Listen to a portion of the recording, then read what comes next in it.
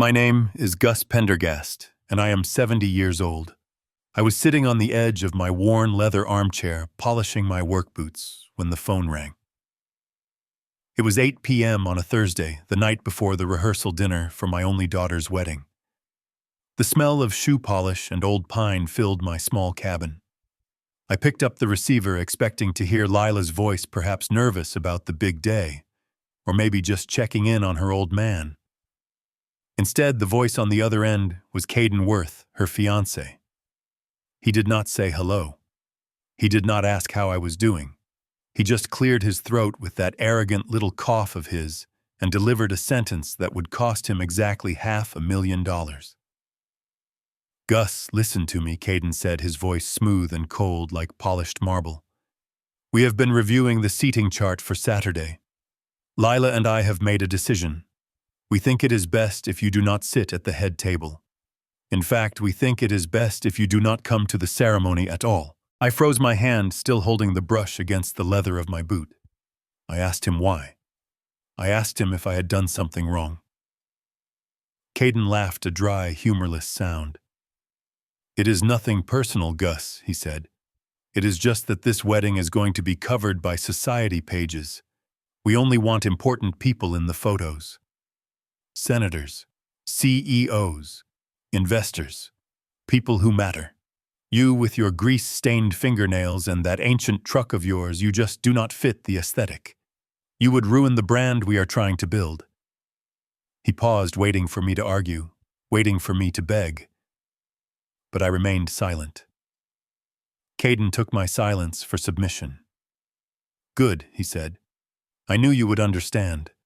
You can come to the reception through the service entrance if you want. I told the kitchen staff to set aside a plate for you in the back.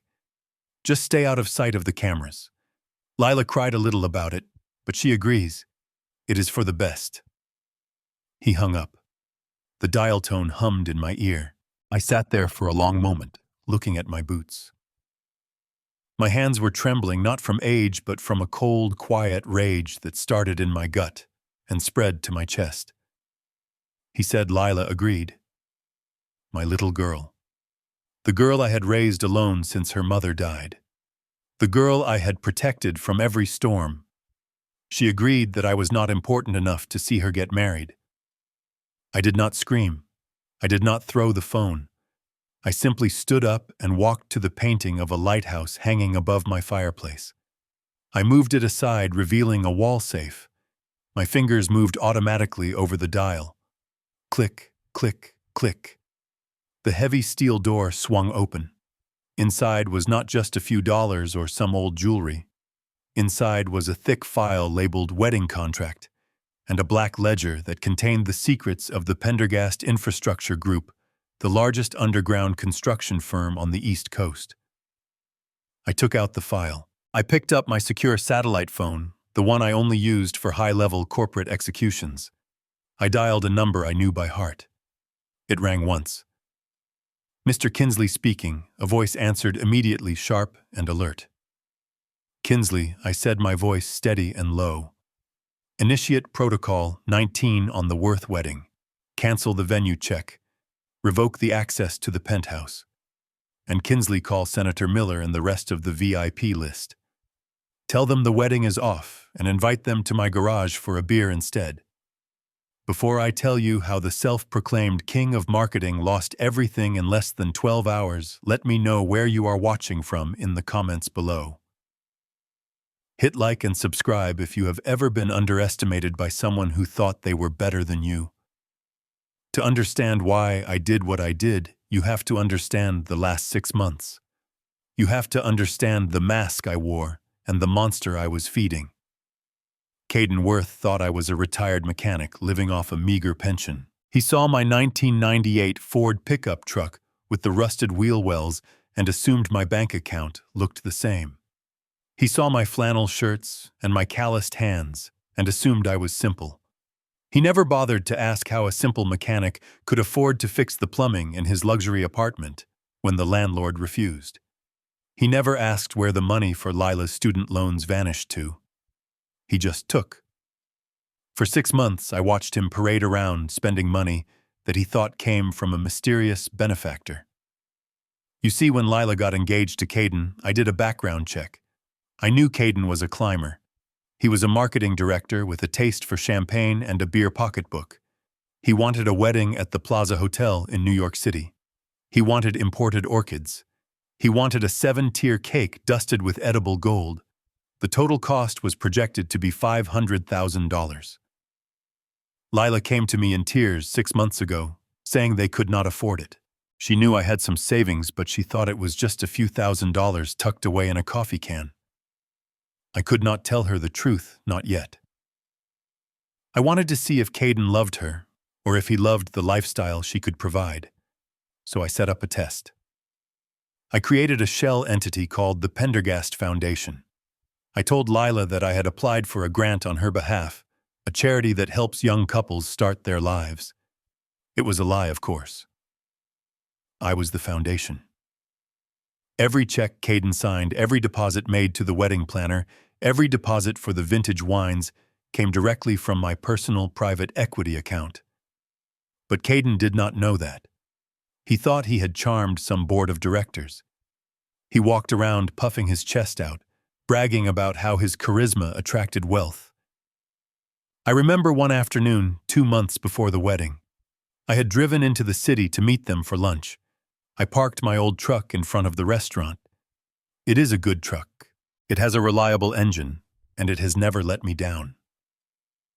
I got out wiping a bit of oil from my hands onto a rag.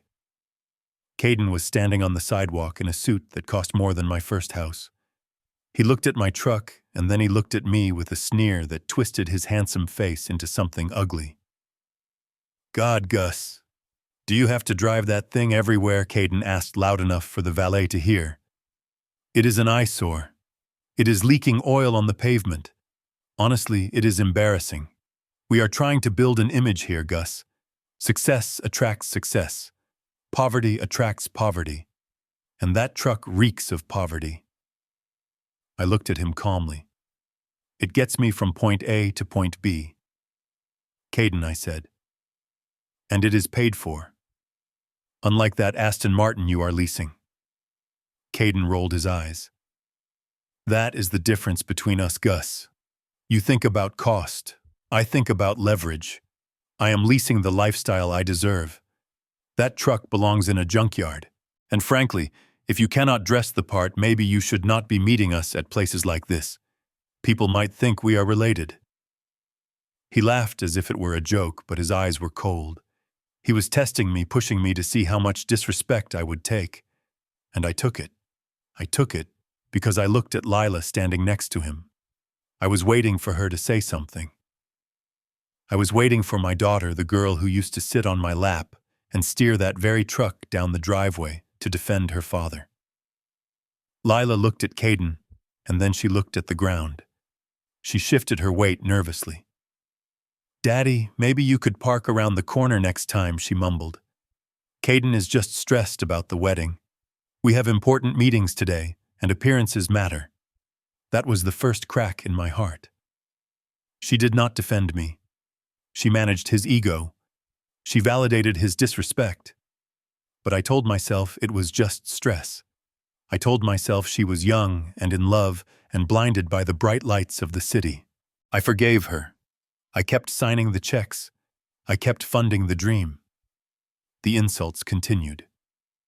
Week after week, Caden chipped away at my dignity. He made fun of my grammar, even though I read more books in a month than he read in a year. He mocked my small cabin, calling it a shack. He treated me like a senile old fool who was lucky to be allowed in his presence. And through it all, the Pendergast Foundation kept paying. I paid for the hand-stitched Italian tablecloths. I paid for the orchestra that was flown in from Vienna. I paid for the custom tuxedo Caden was going to wear, the one he claimed was a gift from a designer friend. I paid for it all.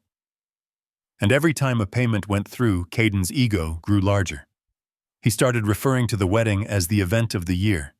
He started talking about the important people who were coming. And that brings us to the conversation that broke me. It happened 3 days ago.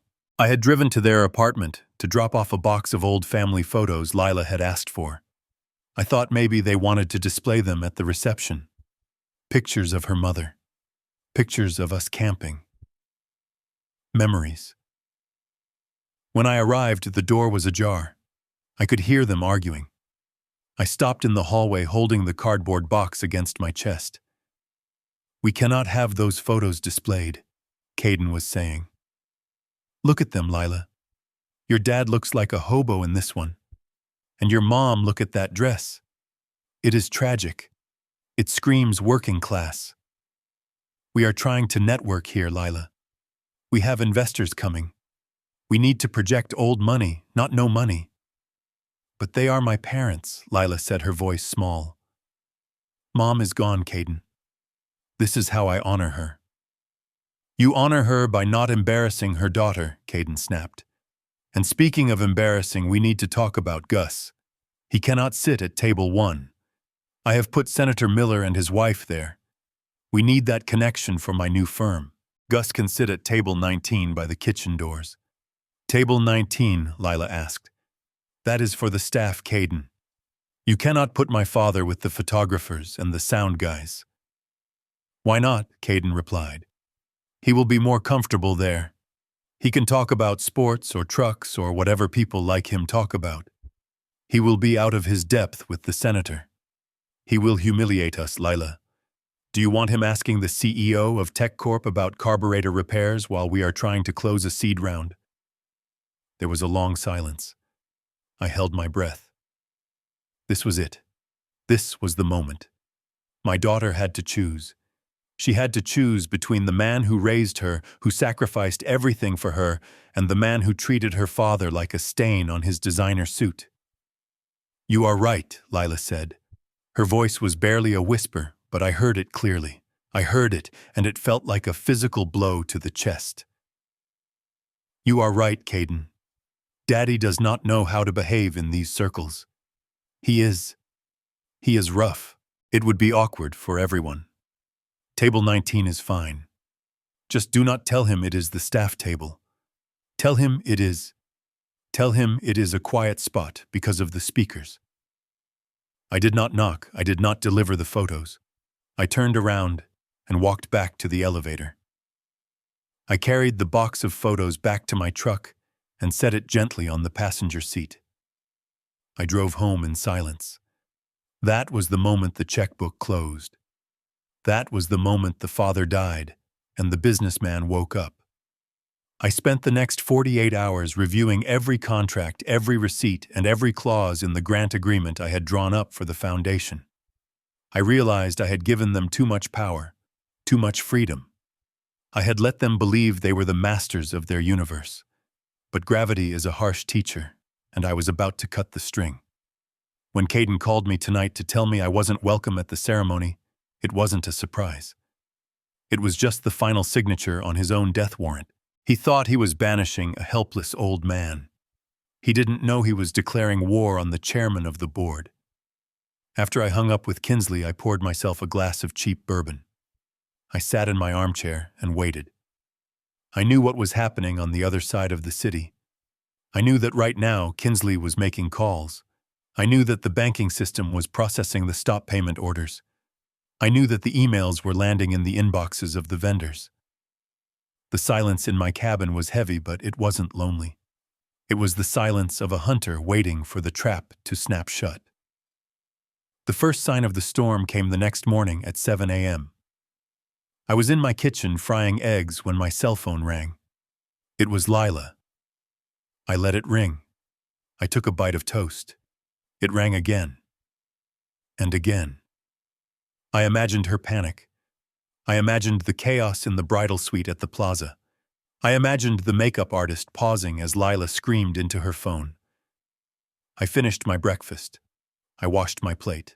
Then, and only then, did I answer the phone. "Dad."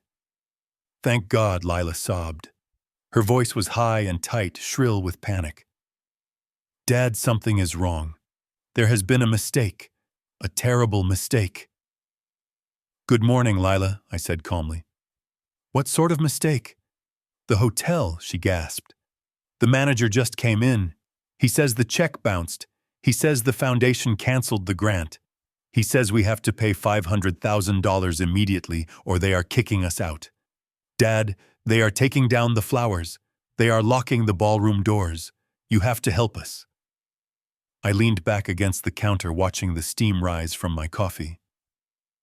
That sounds like a serious problem, Lila, I said. But I am not sure what you want me to do about it. I am just an unimportant person. I am not even a guest at the ceremony, remember? No, Dad, please don't be like that, she cried. Caden is screaming at everyone. His parents are here and they don't have the money. We need you to do something. You have your retirement savings, right? You have the house? Can you take out a loan? Just for today? We will pay you back, I promise. The foundation must have just made a clerical error. We just need to cover it until Monday. I closed my eyes for a second. Even now, even in the face of disaster, she wasn't asking for her father. She was asking for a wallet. She wanted me to mortgage my home, my safety, to save her vanity project. She wanted me to go into debt for a wedding I was banned from attending.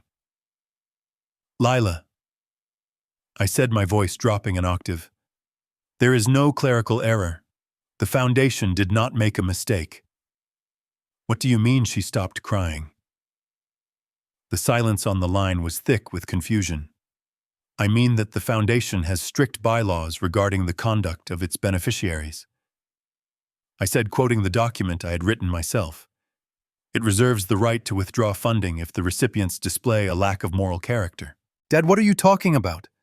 How would you know the bylaws? Because I am the foundation, Lila. Silence. Absolute, stunned silence. I am the donor, I continued. I am the one who paid for the orchids. I am the one who paid for the vintage champagne. I am the one who paid for Caden's custom tuxedo. It was me, Lila. All of it.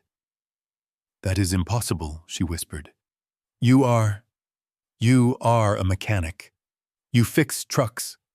I own Pendergast infrastructure, I said. I built the bridges Caden drives over. I dug the tunnels his subway goes through. I have been trying to teach you the value of money your whole life, Lila. I tried to teach you that character matters more than status. But you chose to marry a man who treats people like dirt, and you chose to stand by him while he did it. Dad.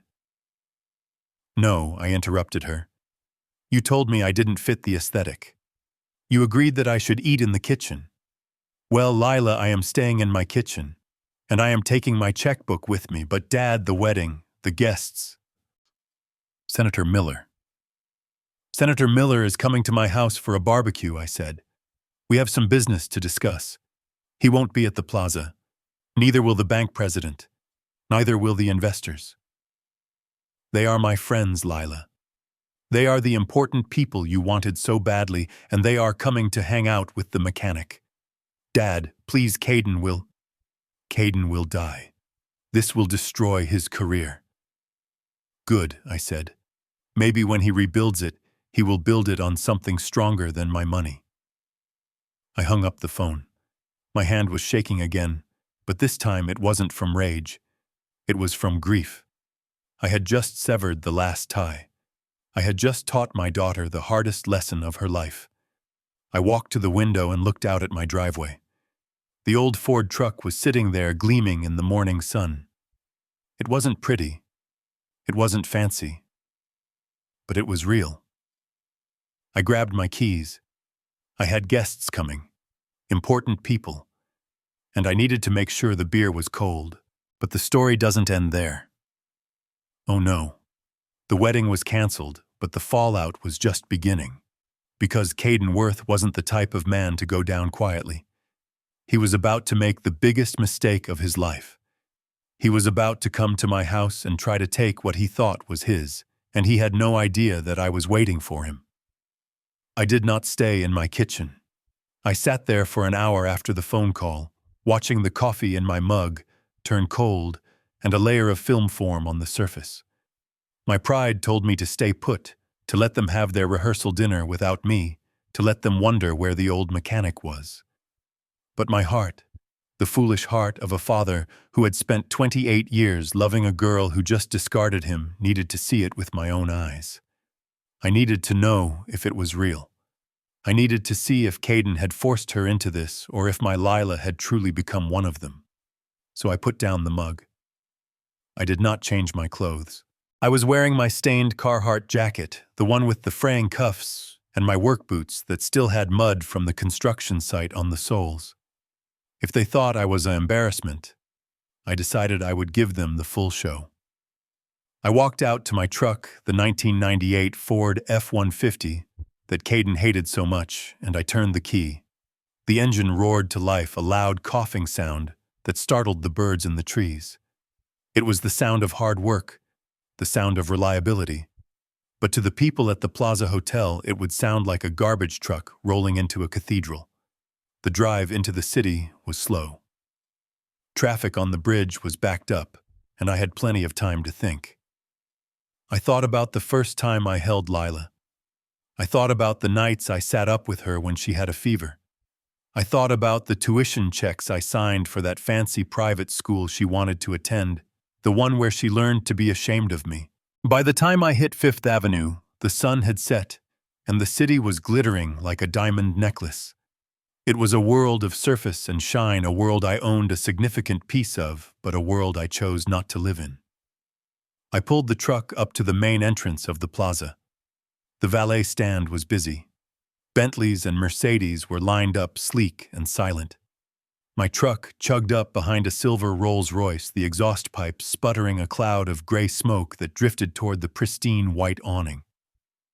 The head valet, a young man with a headset and a look of permanent disdain, rushed over before I could even put the truck in park. He waved his hands at me frantically, like he was trying to scare away a pigeon. "Sir, you cannot stop here," he shouted over the noise of my engine. "This is a private event. Drop off. Deliveries are around the back on 58th Street. Move it along." I rolled down the window. The manual crank squeaked. "I am not a delivery driver, son," I said, my voice calm. "I am a guest. I am here for the Worth and Pendergast rehearsal dinner." The valet looked at my truck. He looked at the rust on the wheel well. He looked at my jacket. Then he laughed. It was a short, sharp bark of a laugh. "Good one, Pops," he said. "We have a strict vehicle code for the front drive. We do not park commercial vehicles, and we certainly do not park junk. You need to leave. Now. You are blocking the flow." I looked him in the eye. I could have bought this hotel. I could have bought the company he worked for and fired him on the spot. But I didn't. I just wanted to see my daughter. I shifted the truck into gear and pulled away from the curb, circling the block to find a parking garage 3 streets over. I walked back to the hotel, the cold wind biting through my jacket. When I reached the entrance again, the valets ignored me, assuming I was just a pedestrian walking by.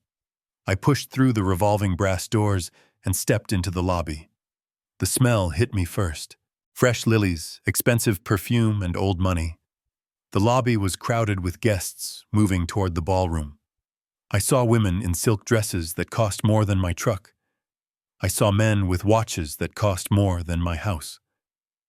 I stood there for a moment, a speck of dirt on a white sheet.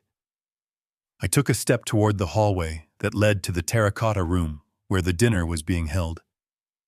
"Excuse me, sir." A hand landed on my chest. It was heavy and firm. I looked up. A security guard stood there. He was a mountain of a man in a black suit with an earpiece coiled behind his ear. He wasn't smiling. "Can I help you?" he asked, but the tone made it clear he wasn't offering help. He was offering an exit. "I am here for the rehearsal dinner," I said again, feeling the weariness settle into my bones. "My name is Gus Pendergast. I am the father of the bride." The guard looked me up and down. He took in the grease stains on my jeans. He looked at my scuffed boots on the polished marble floor. He didn't check a list. He didn't ask for ID. He just shook his head. "Look, pal, I don't know what game you are playing, but you are not getting in there," he said, lowering his voice so the guests wouldn't hear. The Pendergast party is a black tie affair. You look like you just came from a construction site. We have strict dress codes, and frankly, you look like you are here to ask for money or cause a scene. I need you to vacate the premises before I call the police for trespassing." "I am not trespassing," I said, my voice hardening. "I paid for this dinner. I paid for the suit you are wearing effectively since I own the security firm contracted by this hotel." The guard smirked. "Sure you do, buddy. And I am the King of England. Now turn around and walk out the door." Just then, the revolving doors spun again. A gust of cold air followed two people into the lobby. My breath caught in my throat. It was Preston and Victoria Worth Caden's parents. They looked exactly as Caden had described them: aristocratic, wealthy, and important. Preston was wearing a tuxedo that fit him a little too tightly around the middle, and Victoria was draped in a fur coat that looked vintage, but not in a good way. They were laughing, holding on to each other, as if they were the stars of a movie. They walked right past the security guard and me. They were close enough that I could smell the gin on Preston's breath. They looked right at me. Victoria's eyes met mine. I knew she recognized me. I had met them once before, but briefly, over a video call when the engagement was announced. I was wearing a flannel shirt, then too, sitting in my kitchen. She had looked at me with a polite sneer through the screen. Now in person, the sneer was gone, replaced by panic. She grabbed Preston's arm and whispered something in his ear. Preston looked at me. His eyes widened. He saw the security guard's hand on my chest. He saw my work clothes. And then he made a choice that sealed their fate. He looked away. He turned his head, physically turning his back on me. "Preston," I called out. My voice was loud enough to carry over the lobby music. "Victoria!" The security guard shoved me back. "Hey, keep it down," he hissed. Preston didn't stop. He didn't turn around. He walked faster, guiding his wife toward the ballroom. A couple walking near them looked at me and then at the Worths. "Do you know him, Preston?" the woman asked, glancing back at me with curiosity. Preston let out a loud, forced laugh. "Us no," he said, his voice booming. "Just some vagrant trying to crash the party. It is tragic, really, how the city has let the riffraff take over these historic places. Security is handling it.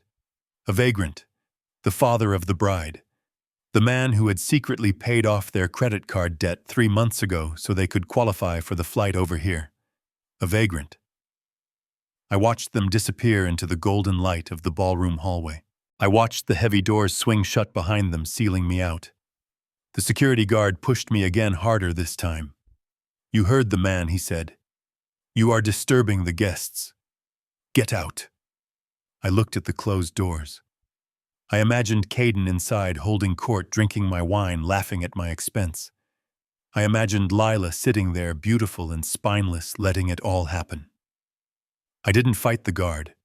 I didn't scream. I didn't pull out my black card or my cell phone to call the hotel owner. I simply nodded. "You are right," I said to the guard. "I don't belong here." I turned around and walked back across the marble floor. I walked out through the brass doors and into the night. The valet who had mocked me was busy opening the door of a Bentley for a young couple. He didn't even look at me. I walked the 3 blocks to the parking garage in the freezing wind. My hands were cold, but my blood was boiling. They had their chance. Fate had given them one last opportunity to show a shred of decency.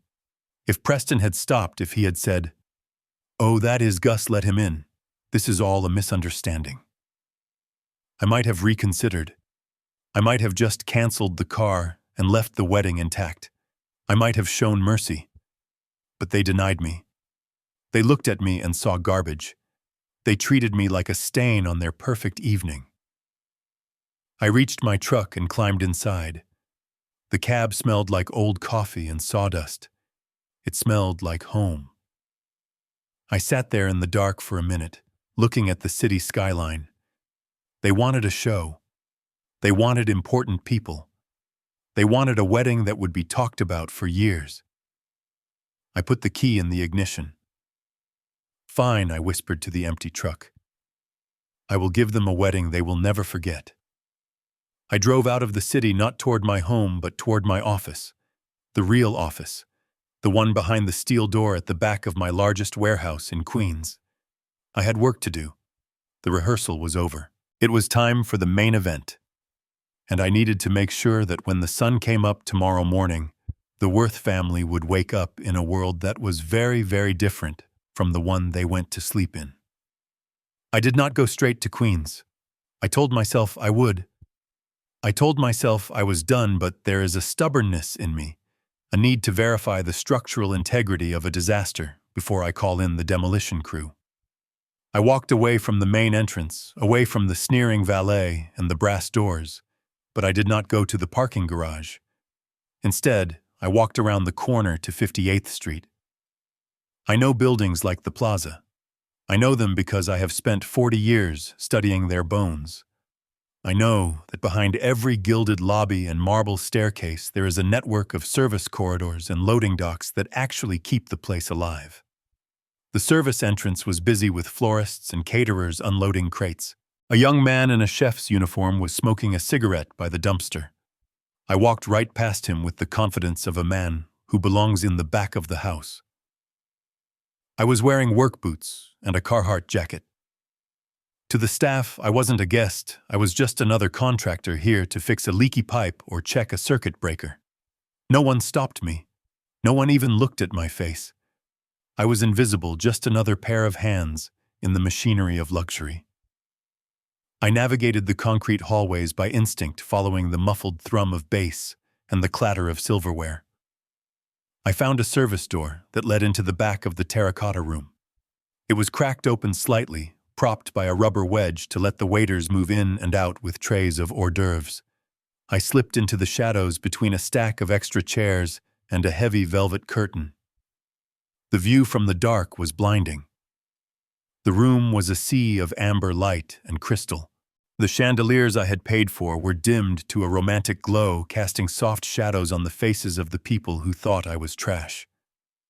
The tables were set with the linens I had approved, the ones Lila said were the only shade of ivory that mattered. And there in the center of it all, standing on a small raised platform, was Caden. He looked like a prince in a fairy tale written by a liar. He was wearing the custom tuxedo, the midnight blue silk lapels catching the light. In his hand he held a crystal goblet filled with a deep red liquid. I knew that bottle. It was a 1996 Chateau Margaux, $500 a bottle. I had signed the invoice for 3 cases of it just last week. Caden was holding it by the bowl, warming the vintage with his sweaty palm like an amateur, but looking around the room as if he owned the vineyard. "Silence, everyone, please, silence," Caden boomed. His voice projected with that salesman confidence that had fooled my daughter. He tapped a silver knife against the glass. The sharp ring cut through the chatter. The room went quiet. I saw Preston and Victoria Worth sitting at the head table, beaming up at their son with the desperate pride of people who were drowning in debt but had found a life raft. I saw Lila sitting next to Caden. She looked stunning in her rehearsal dress, a white silk slip that cost more than my monthly mortgage. She was smiling, but her eyes looked tight. She was drinking the wine fast. "Thank you all for coming," Caden said, raising the glass higher. "Look at this room, just look at it. It is perfect, isn't it?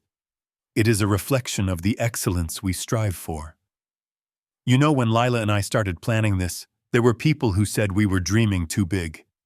There were people, doubters, who said, a Worth could not command this kind of attention in New York anymore." He paused for dramatic effect, letting a small chuckle ripple through the crowd. I gripped the back of the chair in front of me, my knuckles turning white. "But you see," Caden continued, "lineage matters. Quality matters. The Worth name has always stood for a certain standard of living, a certain refusal to accept mediocrity. We do not settle. We do not compromise. When I looked at the budget for this weekend, I told Lila that we could not cut corners. We could not invite just anyone. We had to curate this experience. We had to ensure that every person in this room, every element of this night, was of the highest caliber. He took a sip of my wine, and sighed with exaggerated pleasure. "Now I know some of you are wondering," Caden said, dropping his voice to a conspiratorial whisper. "You are wondering, Caden, how did you pull this off? The plaza, the symphony orchestra, this wine which I am told was a favorite of Thomas Jefferson. How does a young marketing director afford a celebration fit for royalty?" My heart hammered against my ribs. Here it comes, I thought. Here comes the lie. "Well, I am a man who believes in transparency," Caden said, lying through his teeth.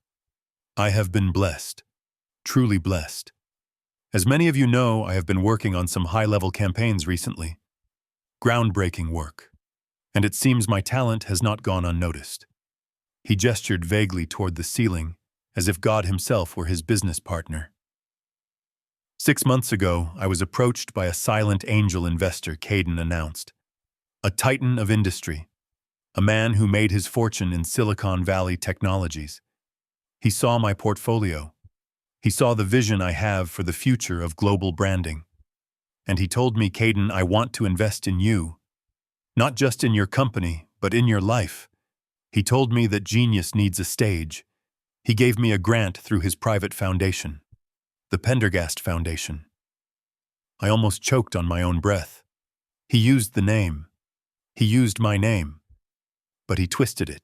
He turned the Pendergast Infrastructure Group, my sweat and blood and concrete business, into some phantom tech money. He erased the mechanic and replaced him with a fictional billionaire because the truth was too dirty for him. "This investor wishes to remain anonymous," Caden said, bowing his head in mock humility. "He is a man of great privacy. But he told me that this wedding should be a testament to what is possible when talent meets opportunity. He paid for this night because he believes in me. He believes in the Worth legacy. So I want to propose a toast." He raised the glass again. "To the silent angel," Caden shouted, "and to the future. A future where we only surround ourselves with the best, with important people, with those who understand that success is not an accident, it is a birthright." To the future, the guests chorused, raising their glasses. I watched them drink. I watched Preston and Victoria Worth gulp down the expensive wine, their eyes scanning the room to make sure everyone saw them being important. I watched Lila. She didn't raise her glass high. She brought it to her lips quickly, her hand trembling slightly. She knew. Deep down, she had to know. She knew I wasn't a tech mogul. She knew the Pendergast Foundation wasn't some Silicon Valley charity. She knew it was her father's love transformed into a bank account. And yet she sat there. She let him erase me. She let him turn me into a ghost so he could shine brighter. That was the moment the last thread snapped. If she had stood up, if she had said, "No, Caden, my father paid for this. My father who works with his hands is the one we should be thanking," I would have walked out of the shadows. I would have forgiven the seating chart. I would have forgiven the insults. But she didn't. She swallowed the wine and she swallowed the lie. Caden basked in the applause. He looked radiant, fueled by the adoration of the crowd, fueled by the theft of my identity. He looked at his parents and winked. He looked at his beautiful bride and kissed her hand. He looked like a man who had won the lottery without buying a ticket. I looked at the half-empty bottle of wine sitting on their table. I looked at the truffles being served by the waiters. I calculated the cost in my head. $500 for the wine, $200 for the appetizers, $50,000 for the room rental. It was an expensive lesson.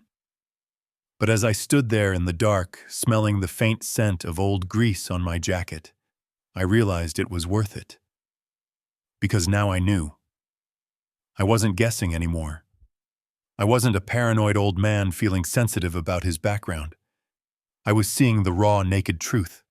They were parasites. They didn't just want my money, they wanted my absence. They wanted the gold without the goose. I took one last look at the room. I memorized Caden's smile, I memorized the way the light hit the crystal. I wanted to remember exactly how high he was flying, so I could fully appreciate the distance of the fall. I backed away slowly. The door clicked shut silently behind me, cutting off the sound of the applause. I walked back down the service corridor, my footsteps heavy and echoing on the concrete. The kitchen staff ignored me again. I walked out into the cold night air of the loading dock. I took out my phone. The screen was bright in the darkness. I had a text from Kinsley. It read simply, Protocol 19 ready, awaiting final confirmation. I typed 2 letters. Go. I hit send. Then I walked to my truck. I didn't look back at the hotel. I didn't look at the city. I just drove. The rehearsal was over. The actors had taken their bows. The curtain was about to fall, and when it rose again, the stage would be empty. The check had been canceled. The car had been recalled. And tomorrow morning, when Caden Worth woke up to get ready for his coronation, he was going to find out that the silent angel had turned into the Grim Reaper. I walked out of the service entrance, and the heavy steel door slammed shut behind me, cutting off the sound of the laughter. The silence of the loading dock was absolute. The cold wind bit through my jacket, drying the cocktail sauce that stained my chest into a stiff crust. I didn't wipe it off. I wanted to wear it. It was my war paint. I climbed into the cab of my truck. The leather seat groaned under my weight, a familiar, comforting sound. I sat there for a moment in the dark, my hand resting on the gear shift. I could still see Lila's back. I could still see the way she turned her chair, the way she chose a glass of wine over her own father. That image was burned into my retinas. It was the fuel I needed. I started the engine and pulled out onto the street. I didn't drive home. I drove toward Queens, toward the industrial district, where the Pendergast Infrastructure Group headquarters occupied a city block. It was a fortress of concrete and steel surrounded by a 10-foot fence topped with razor wire. To the outside world, it looked like a construction yard. Inside it was the nerve center of an empire.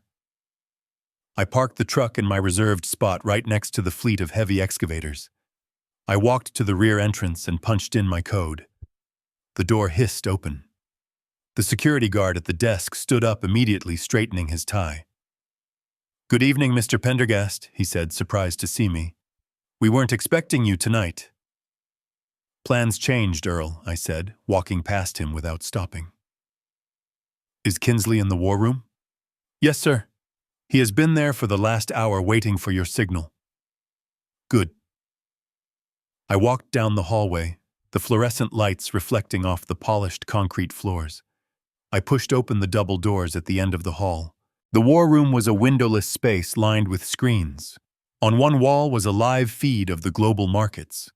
On another was a map of the city, with blue dots marking our active job sites. In the center of the room sat a massive mahogany table.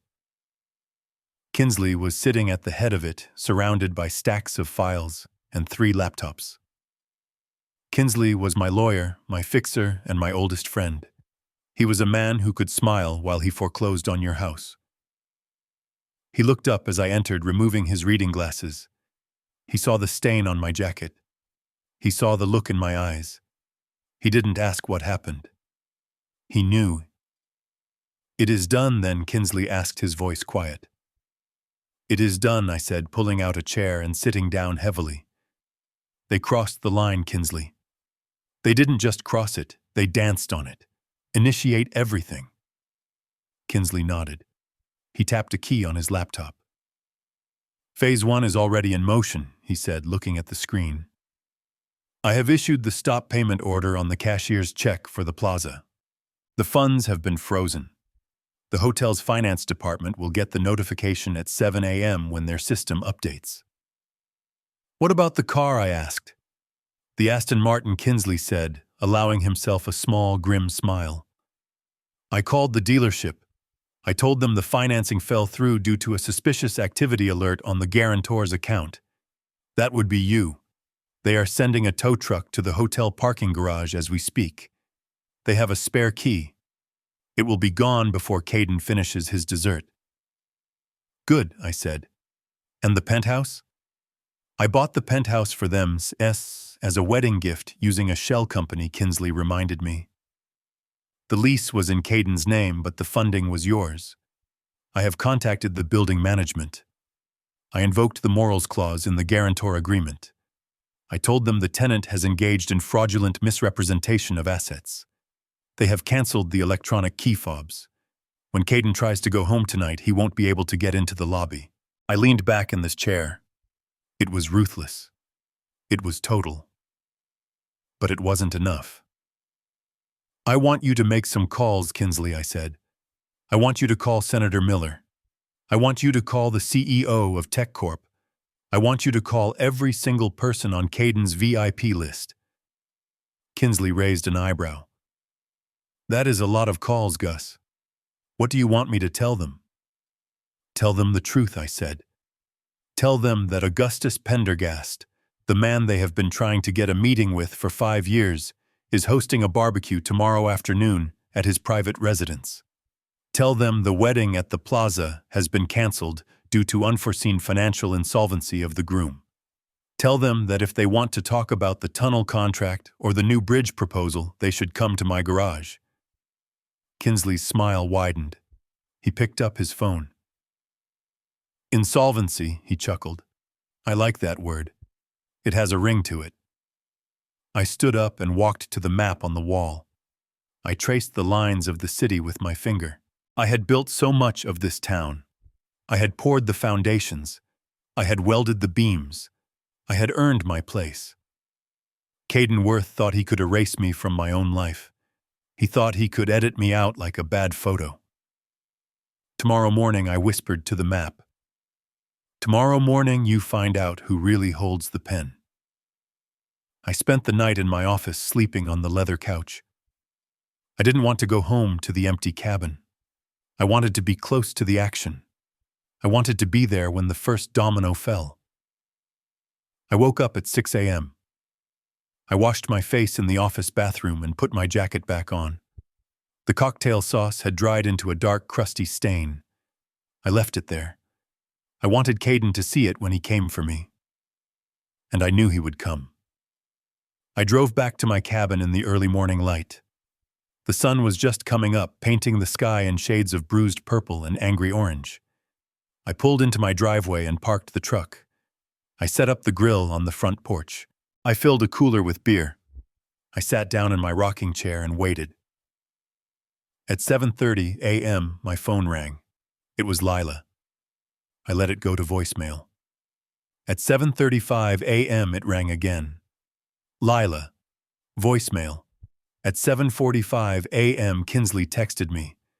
The hotel just tried to run the card. Decline code sent. The manager is on his way to the bridal suite. I smiled. I could almost hear the scream from here. At 8 a.m., my phone rang a third time. I answered it. Dad. Thank God, Lila sobbed. I listened to her panic. I listened to her beg. I listened to her ask for money to save her vanity project. I listened to her realize that the foundation was me. I listened to the silence when the truth hit her. And then I hung up. I sat there on my porch, rocking back and forth. The air was crisp. The birds were singing. It was a beautiful day for a barbecue. About an hour later, I heard the sound of an engine revving hard. It was a high-pitched whine like an angry hornet. I looked down the long dirt road that led to my cabin. A car was tearing up the driveway, kicking up clouds of dust. It wasn't the Aston Martin. That was gone. It was a taxi, a yellow cab that looked like it had seen better days. It skidded to a halt in front of my porch. The door flew open. Caden Worth stepped out. He looked like a man who had been through a war. His tuxedo was rumpled. His tie was undone, hanging around his neck like a noose. His hair, usually gelled to perfection, was sticking up in wild tufts. His eyes were bloodshot and wide with a mix of fury and terror. He didn't see the senator's limousine pulling up behind him. He didn't see the CEO's Bentley turning into the drive. All he saw was me sitting in my rocking chair with a beer in my hand. He marched up the steps, his fists clenched. "You," he screamed, pointing a shaking finger at me. "You crazy old bastard! What did you do? You ruined everything! Fix it! Fix it right now, or I swear to God I will!" He stopped. He stopped because he'd heard the car doors slamming behind him. He stopped because he realized he wasn't alone. He turned around slowly. Senator Miller was stepping out of his limo, adjusting his cufflinks. He looked at Caden with a confused frown. Then he looked past him up at the porch. He saw me. His face lit up. "Gus!" the senator called out, ignoring the disheveled groom entirely. "Good to see you. I heard there was a change of venue. And honestly, thank God. I hate the plaza. Too stiff. Is that brisket I smell?" Caden froze. He looked at the senator. He looked at me. His mouth opened and closed, but no sound came out. The realization was washing over him like a tidal wave. The silent angel, the mechanic, the important people. It was all crashing down. I took a sip of my beer. "Hello, Caden," I said, my voice calm and steady. "I believe you are trespassing. The staff entrance is around back. But since you are here, you might as well stay for a moment. I have some people I want you to meet. Important people. And I think they have some questions about why their invitations were canceled." Caden looked at me, and for the first time since I met him, I saw the fear. Real, primal fear. He knew, he finally knew. The game was over, and he had lost everything. The drive from the hotel to my garage in Queens usually takes 40 minutes, but tonight I made it in 20. My hands were gripping the steering wheel so hard the leather groaned under the pressure. I needed to get back to my sanctuary. I needed to get back to the place where the lies stopped and the reality began. I pulled the Ford F-150 into the lot behind the chain-link fence. To the outside world, this place looked like a graveyard for automobiles. It was a dusty lot filled with the skeletal remains of cars that had died in the 70s, surrounded by piles of rusted rebar and stacks of old tires. It was ugly. It was dirty. It was perfect camouflage. I parked the truck next to a rusted-out dump truck that hadn't moved since the Reagan administration. I killed the engine. The silence of the industrial district washed over me, broken only by the distant wail of a siren. I sat there for a moment, letting the adrenaline from the hotel fade into a cold, hard resolve. Caden Worth had called me a mechanic. He had said it with a sneer, as if working with your hands was a disease. He didn't understand that the hands that fix engines are the same hands that can dismantle them. I got out of the truck and walked to the side door of the main garage structure. It was a corrugated metal building with peeling paint and a sign that read, "Pendergast Repairs," hanging crookedly by a single nail. I unlocked the door with a heavy iron key and stepped inside. The air was thick with the scent of motor oil, old rubber, and dust. It was the smell of my father and his father before him. It was the smell of honest work. The main floor was cluttered with tools. Hydraulic lifts stood like silent sentinels in the shadows. A half-disassembled transmission sat on a workbench, dripping black fluid onto a rag. To Caden, to Lila, to everyone who judged me by the grease under my fingernails, this was all I was. A man who fixed what other people broke. A man who lived in the past. But they never looked closely enough. They never noticed that the security cameras in the corners were military grade. They never noticed that the floor was reinforced concrete capable of withstanding a bomb blast. I walked past the lifts to the back of the shop. There was a small office there, the kind of place where you would expect to find a calendar with pin-up girls and a coffee pot that hadn't been cleaned in a decade. There was a desk covered in invoices and a dusty computer from the 90s. On the wall behind the desk hung a painting. It was a large oil painting of the Brooklyn Bridge depicted during its construction. The canvas was yellowed with age, the frame chipped and unassuming. It was something I had bought at a flea market 30 years ago or so, people thought. I stood before the painting. I looked at the bridge. I looked at the steel cables holding up the world. I reached out and gripped the right side of the frame. I didn't pull it. I didn't swing it. I pressed my thumb against a specific knot in the carved wood of the frame. A soft beep echoed in the room, followed by the heavy mechanical thud of locking bolts retracting. The painting slid silently to the left. Behind it was not a wall safe. Behind it was a sheet of biometric glass. I leaned forward, letting the red laser scan my retina. A green light flashed. The wall itself, a 6-inch slab of reinforced steel disguised as drywall, hissed open. I stepped through the threshold. The air inside was different. It was cool, filtered, and smelled of ozone and static. The lights flickered on automatically as I entered, bathing the room in a clinical blue glow. This was not a mechanic's office. This was the brain of a leviathan. The room was lined from floor to ceiling with high-definition LED screens. They hummed with data. Live feeds from construction sites all over the eastern seaboard flickered in real time. I saw the night crew pouring concrete for the new subway extension in Manhattan. I saw the underwater drones inspecting the pilings of the Verrazzano Bridge. I saw the thermal imaging of the steam tunnels running beneath Fifth Avenue, directly under the hotel where my daughter was currently sipping champagne paid for by a ghost. In the center of the room sat a console that looked like it belonged at NASA. Sitting on top of it was a bank of secure satellite phones, each one labeled with a direct line to a different power broker. The governor, the mayor, the Port Authority. I am not just a mechanic. My name is Augustus Pendergast, and I am the founder and sole chairman of Pendergast Infrastructure Group.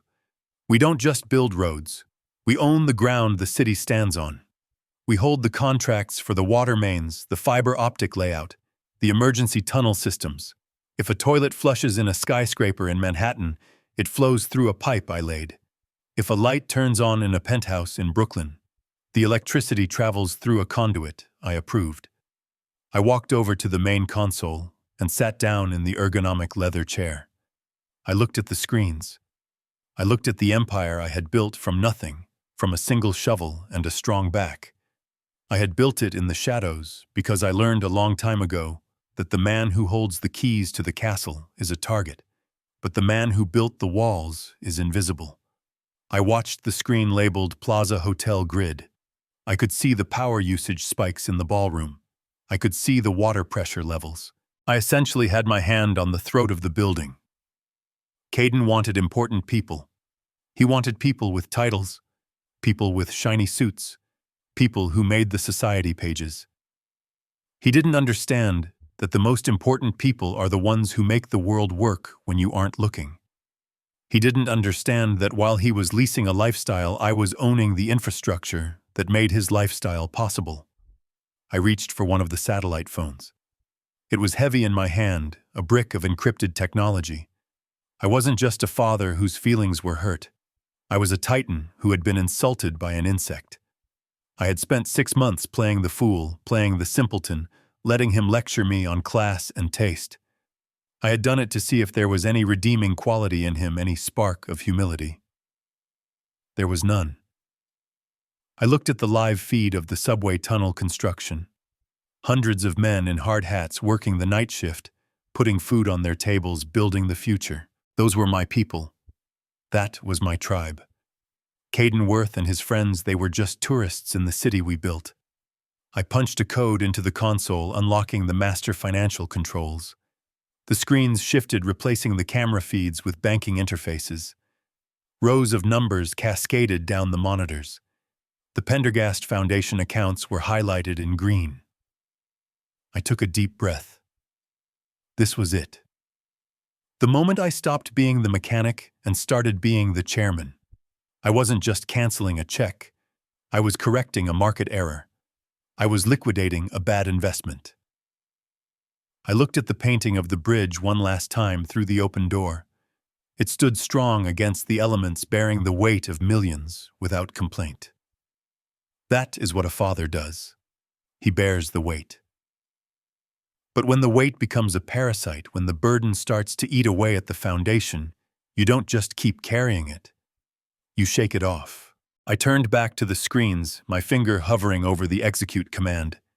The old garage was silent around me, a shell protecting the nuclear reactor inside. Caden Worth had wanted a show of power.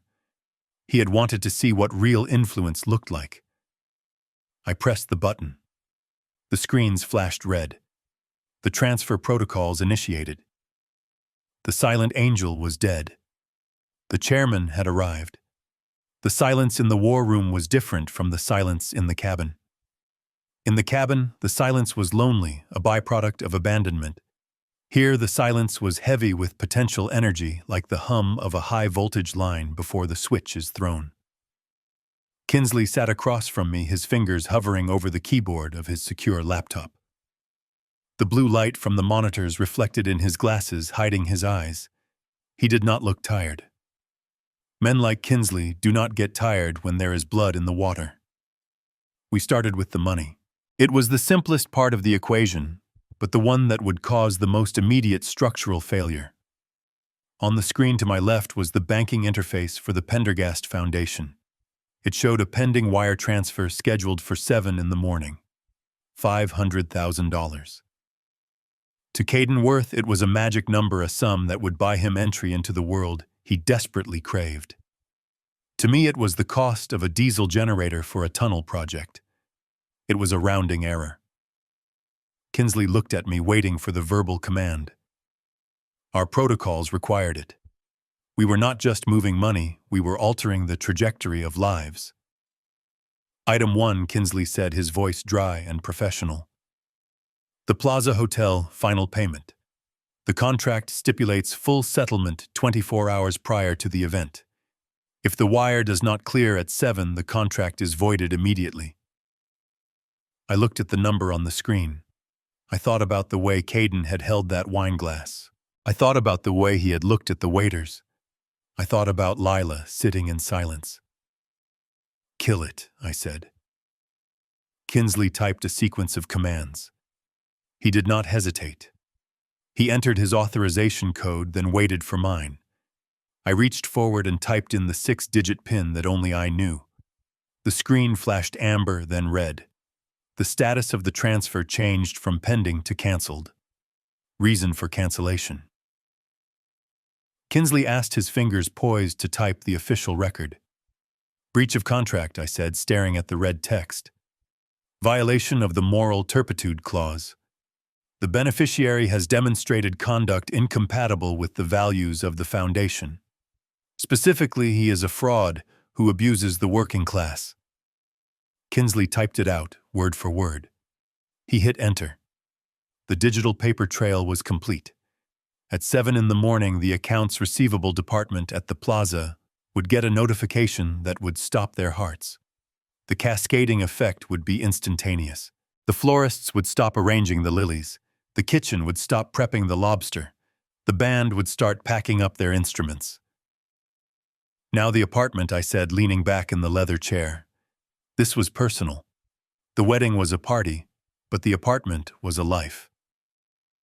I had purchased the penthouse at 432 Park Avenue through a shell corporation 3 months ago. It was meant to be a surprise. I had planned to hand Lila the keys after the reception. It was a $10 million property with a view of the entire city I had helped build. Caden knew about the apartment, but he thought he had secured a lease through his own brilliance. He thought he had charmed the landlord into waiving the security deposit. He had already moved his boxes in. He had already posted photos of the view on his social media, captioning them with things like "the view from the top." Kinsley switched screens. He pulled up the building management system. We owned the building management company too. We owned the software that controlled the elevators, the lights, and the locks. Current status, Kinsley read. Tenant access active. Biometric data for Caden Worth and Lila Pendergast uploaded. Wipe it, I said. Kinsley worked the keys. He accessed the security server. I watched as he located Caden's file. It was just a line of code, a digital permission slip that allowed him to rise above the rest of the world. Kinsley highlighted it. He pressed delete. Access revoked. Kinsley confirmed. The next time Mr. Worth attempts to use his key fob or the retinal scanner in the lobby, the system will flag him as an intruder. Security will be notified to escort him off the premises. What about his personal effects?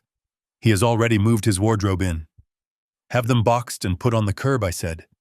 Tell the building superintendent to treat it like any other eviction. If he wants his Italian suits, he can pick them up from the sidewalk. It was cruel.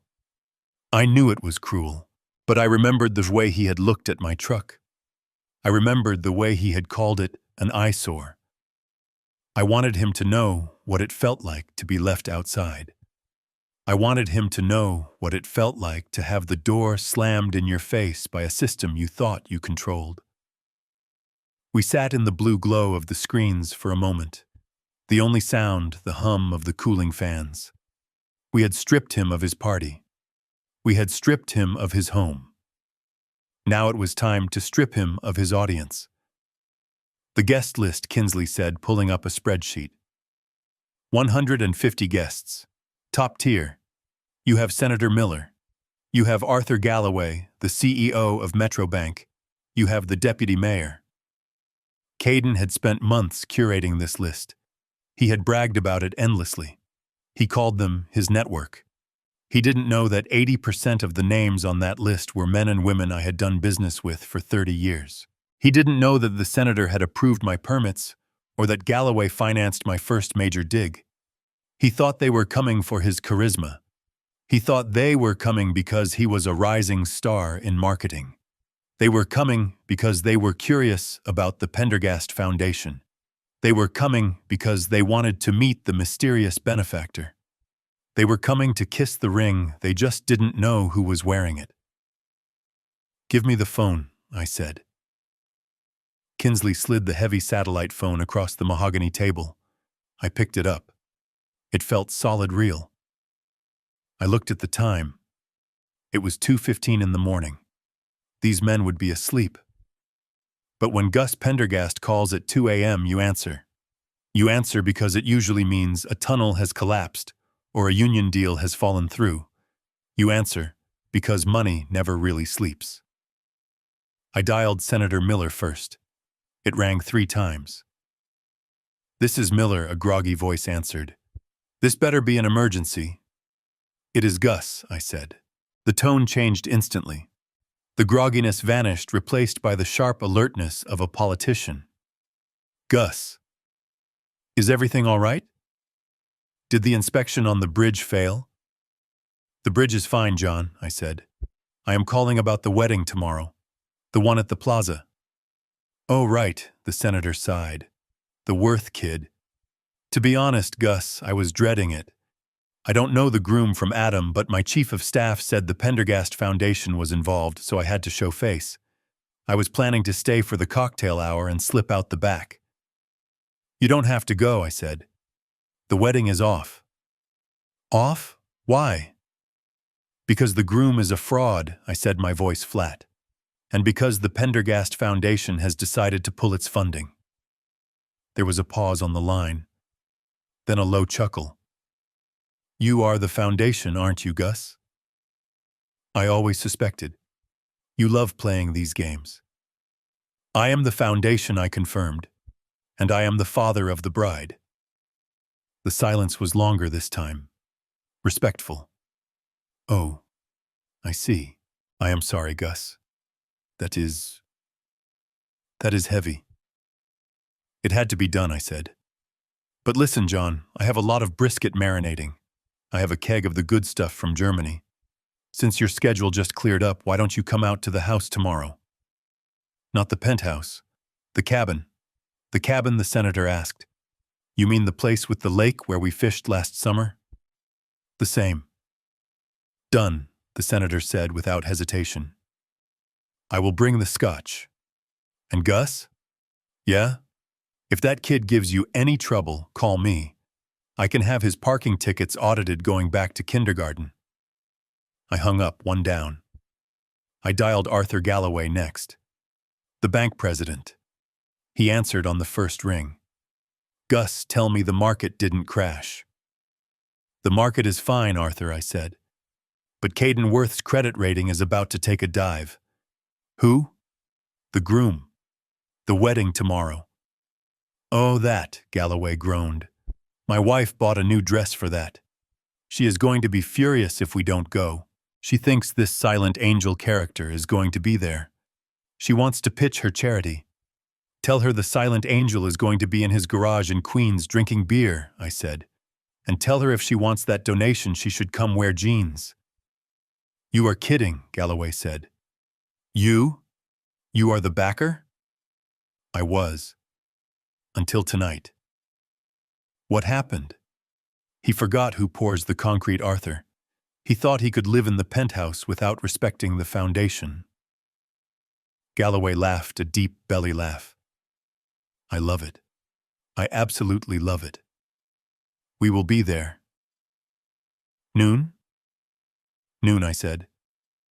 I went down the list. I called the deputy mayor. I called the union leaders. I called the investors. I made 12 calls in total. Every single one of them answered. Every single one of them listened. And every single one of them agreed to come to the garage. Not one of them asked about Caden.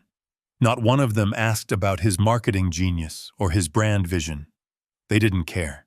To them, he was just a line item, a venue, a reason to put on a tuxedo. When the venue changed, they changed with it. They were loyal to the power, not the party. And I was the power.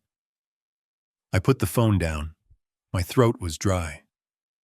I looked at Kinsley. He was watching me with a look I hadn't seen in a long time. It wasn't just professional respect. It was something akin to fear. You realize what you just did, Kinsley said softly. You didn't just cancel a wedding, Gus. You erased him socially. You took away his credibility. When word gets out that the senator and Galloway skipped his wedding to hang out with his mechanic father-in-law, he will be a laughingstock. He won't be able to get a job waiting tables in this town. I know, I said. And Lila? Kinsley asked gently. This is going to hurt her, Gus. It is going to humiliate her. I stood up and walked over to the bank of monitors. I looked at the live feed of the city. I saw the lights of the skyscrapers I had built. I saw the arteries of traffic I had designed.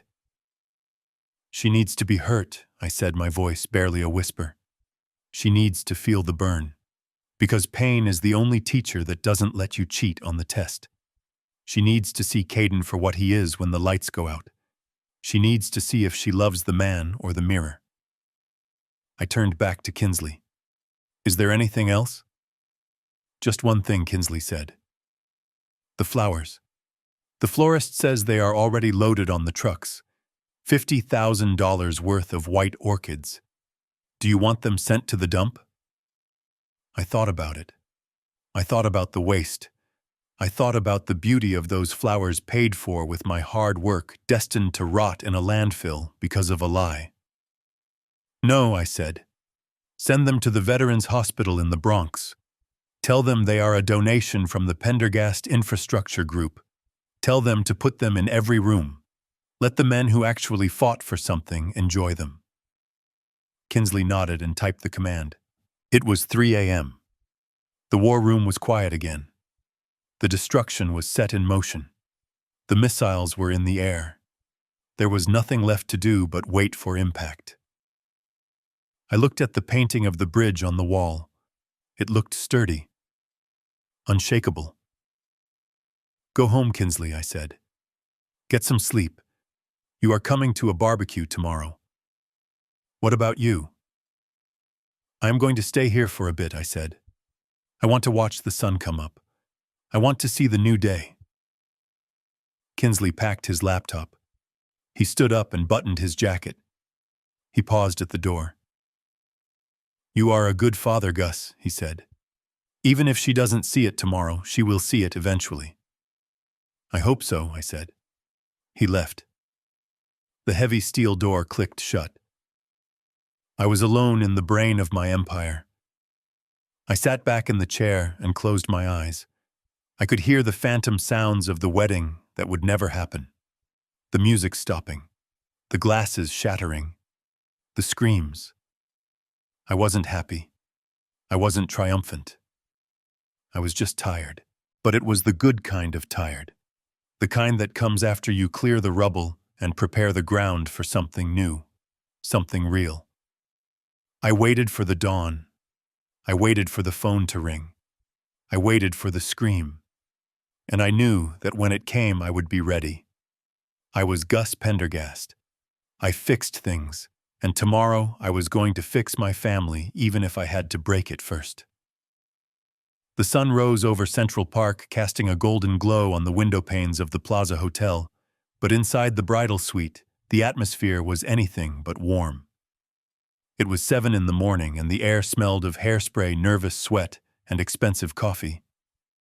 Caden Worth sat in a high-backed velvet chair, staring into a lighted mirror, as if he were preparing for a coronation rather than a wedding. He was not wearing his shirt yet, just a silk robe that he had insisted on buying for the getting ready photos. A young makeup artist named Sarah was hovering near his face, trying to apply a touch of concealer under his eyes. Her hands were shaking. "Stop!" Caden barked, pulling his head back. "You are doing it wrong. Look at me. Do I look like a corpse to you? You are making me look gray. I need to look luminous, Sarah. Luminous. This is going to be in vogue. Do you understand what that means? It means if I look tired, you never work in this town again." "I am sorry, Mr. Worth," Sarah stammered, stepping back. "I was just trying to blend the—" "I do not pay you to try," Caden snapped, cutting her off. "I pay you to be perfect. The Silent Angel paid a fortune for this team, and frankly, I am unimpressed. Get me the other girl. The one who did the test run. You are dismissed. Get out of my sight before you ruin my pores with your incompetence." Sarah fought back tears as she packed her kit and hurried out of the room. Caden didn't even watch her go. He turned to the mirror again, running a hand over his jaw. He looked at his reflection with a hunger that was terrifying. He wasn't looking at a man in love. He was looking at a product. He was looking at a brand. Lila was sitting on the sofa in the corner, clutching a mimosa she hadn't touched. She looked pale. Her eyes were puffy, as if she hadn't slept. She was watching Caden abuse the staff, and she said nothing. She just stared at the floor, twisting her engagement ring around her finger. "Caden, baby, maybe you should relax a little," Lila whispered. "The photographers will be here in an hour." "I cannot relax, Lila," Caden said, standing up and pacing the room. "Everything has to be perfect. The senator is coming. The CEO of Tech Corp is coming. Do you know what that means for my agency? This isn't just a wedding. It is a launch party. It is my debut.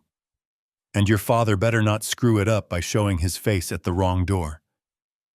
Did you text him? Did you make sure he knows the protocol?"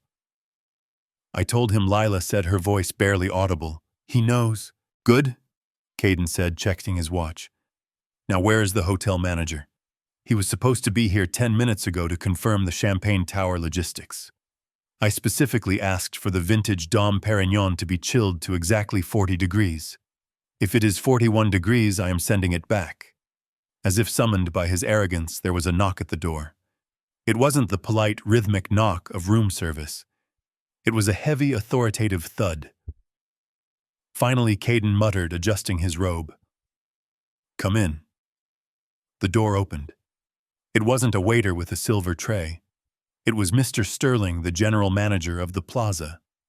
He was a man who had seen everything from royalty to rock stars, and he usually wore a mask of professional indifference. But this morning his face was pale. His lips were pressed into a thin white line. He wasn't alone. Behind him stood 2 large men in dark suits. They weren't hotel security. They looked like private contractors. "Mr. Sterling," Caden said, spreading his arms. "You are late. I hope you are here to tell me the ballroom is ready for my inspection. I have a very tight schedule." Mr. Sterling didn't smile. He didn't bow. He walked into the room and closed the door, leaving the two security guards standing guard in the hallway. He held a clipboard in his hand, and his knuckles were white as he gripped it. "Mr. Worth," Mr. Sterling said, his voice tight. "We need to speak, immediately." Caden frowned, sensing the shift in the air.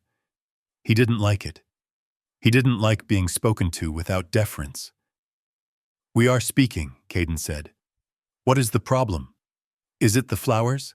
If the orchids aren't white enough, replace them. I don't care about the cost. The foundation covers it." "There are no flowers, Mr. Worth," Mr. Sterling said. Caden laughed, a short, nervous sound.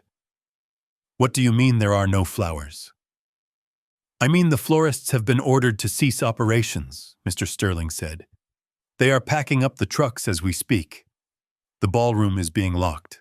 The kitchen staff has been dismissed." Caden stared at him. The arrogance on his face faltered, replaced by a flicker of confusion. "Is this a joke?" Caden asked. "Because if this is a joke, it is not funny. I will call the donor right now. I will have your job." "Mr. Worth," Mr. Sterling stepped closer, his voice dropping to a harsh whisper. "There is no need to call anyone. We received a notification from our finance department 10 minutes ago. The wire transfer for the final balance of $500,000. It was flagged." "Flagged," Caden repeated the word, feeling foreign in his mouth. "Cancelled," Mr. Sterling corrected him. "The issuing bank sent a stop payment order. The Pendergast Foundation has revoked the grant. The funds have been frozen."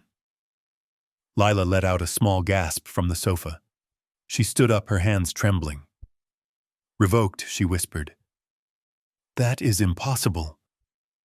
"It gets worse," Mr. Sterling continued, ignoring her and keeping his eyes fixed on Caden. "When the wire failed, we attempted to run the credit card on file for the security deposit. Your personal American Express, Mr. Worth." Caden puffed out his chest.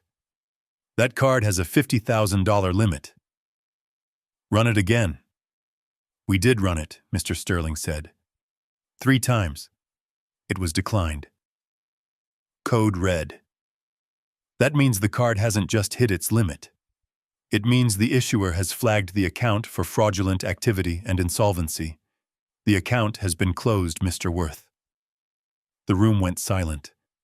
The only sound was the hum of the air conditioner and the rapid breathing of Caden Worth. He looked at the manager, then at Lila, then at his own reflection in the mirror. The man in the mirror looked small. He looked scared. "This is a mistake," Caden shouted, his voice cracking. "Do you know who I am? I am Caden Worth. I have investors. I have a silent angel. This is a glitch, a banking error. You fix this. You fix this right now, or I will sue this hotel into the ground." Mr. Sterling did not flinch. He looked at Caden with a mixture of pity and disgust. "There is no error, sir," Mr. Sterling said. "We spoke directly to the Foundation's legal representative. He cited a violation of the Morals Clause. He said, and I quote, 'The beneficiary has been deemed unworthy of the investment due to gross mistreatment of staff and family.'" "Mistreatment," Caden sputtered. "I am a perfectionist. That is not a crime." "It is when you are spending someone else's money," Mr. Sterling said. "Now here is the reality of your situation. You have a balance of 0. You have vendors who are demanding payment for work already done. And you are currently occupying the most expensive suite in New York City without a valid method of payment." "So what are you saying?" Caden hissed. "I am saying you have 30 minutes to vacate the premises," Mr. Sterling said. "Vacate," Caden screamed. "My guests are arriving in 3 hours. My parents are downstairs having breakfast. You cannot kick me out. This is my wedding." "Not anymore, Mr. Sterling said. "It is just an unpaid bill. And Mr. Worth, if you are not out of this room in 30 minutes, I will have those gentlemen in the hallway escort you out. And they will not be gentle about it." Mr. Sterling turned on his heel and walked to the door. He paused with his hand on the knob. "Oh, and one more thing," he added, looking back. The valet just informed me that a tow truck arrived for the Aston Martin. Apparently, the lease was also guaranteed by the foundation. It is gone, Mr. Worth. He opened the door and left. Caden stood in the center of the room, trembling. The silence that followed was heavy and suffocating. He looked at Lila. He looked at her as if he expected her to fix it, as if he expected her to pull a checkbook out of her dress and make the nightmare go away. "Call him," Caden whispered. "Call your father." "My father." Lila asked, her voice hollow. "You told him not to come, Caden. You told him he was an embarrassment." "Call him," Caden screamed, grabbing a vase of white roses and hurling it against the wall. The glass shattered, water and petals exploding across the carpet. "Call the old man. He has savings, doesn't he? He has that house. Get him on the phone. Tell him we need a loan. Tell him I will pay him back double next month. Just get me the money, Lila. Do not just stand there, you stupid girl. Fix this." Lila looked at the shattered glass. She looked at the man she was supposed to marry, the man who was worried about his image while his world burned. She reached for her phone, her fingers shaking so badly she almost dropped it. She dialed the number. She put it to her ear. She prayed he would answer. She prayed the mechanic could save the prince. But deep down, as she listened to the ringing, she knew. She knew the mechanic was gone. And all that was left was the bill. The hallway leading to the grand ballroom at the plaza is usually a corridor of anticipation, a red-carpeted path toward a dream. But for Caden Worth, it had become a tunnel of horrors. He sprinted down the hallway, his unbuttoned silk robe flapping behind him like the broken wings of a fallen angel. He ignored the stares of the cleaning staff. He ignored the burning in his chest. He needed to see it. He needed to prove the manager wrong. He needed to prove that the universe had not just conspired to bankrupt him in the span of a single morning. He burst through the double doors and stopped dead in his tracks. The scene before him was not a wedding preparation. It was an autopsy. The ballroom was a hive of activity, but it was the wrong kind of motion. Instead of building up, they were tearing down. A team of florists in black aprons was moving with military precision, dismantling the floral arch that had cost $40,000. They were pulling the rare white orchids out of the oasis foam by the handful, tossing them into large gray plastic bins like common weeds. The sound of stems snapping echoed in the cavernous room, a dry, brittle noise that sounded like breaking bones. "Stop!" Caden screamed, running toward the stage. "What are you doing? Those are my flowers. Do not touch them." The head florist, a woman named Elena, who had spent 3 months listening to Caden lecture her on the exact shade of ivory she should use, didn't even look up. She continued stripping the centerpieces off table 4. "They are not your flowers, Mr. Worth," Elena said, her voice flat and devoid of the patience she had feigned for weeks.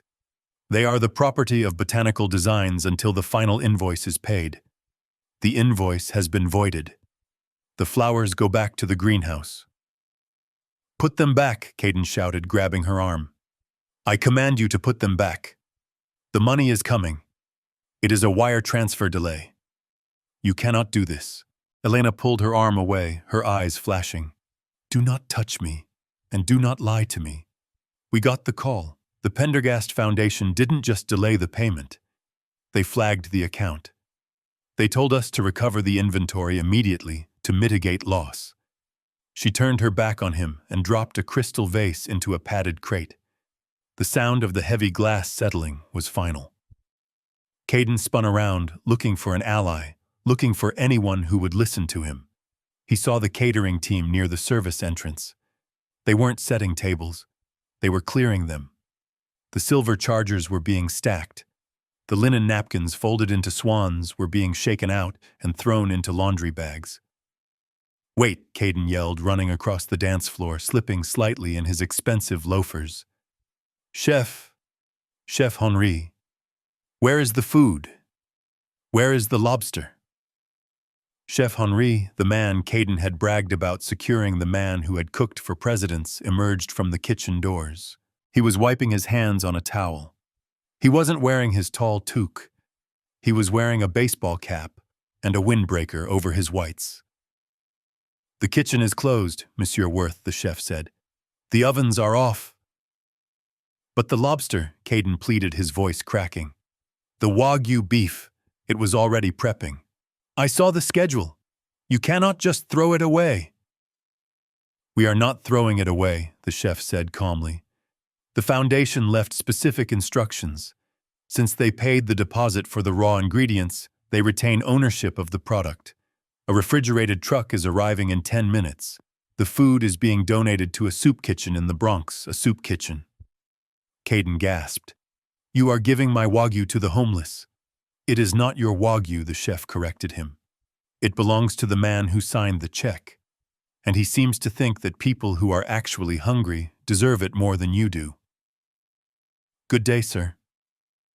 The chef walked away, leaving Caden standing alone on the empty dance floor.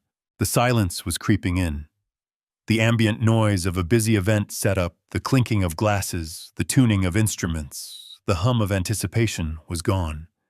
It was replaced by the squeak of rubber wheels on the parquet floor as the sound crew rolled the speakers away. "The band," Caden muttered. "The orchestra." He looked toward the stage. The Vienna Symphony Quartet, or at least the touring version that cost $15,000 for 4 hours, was packing their instruments. The cellist was latching his case. The violinist was checking her phone. "No, no, no, no," Caden whispered. "Not the music." He scrambled onto the stage. He looked at the band leader, a man with gray hair and a tuxedo. "You have a contract," Caden said, breathless. "You have a signed contract. If you leave, I will sue you. I will destroy your reputation."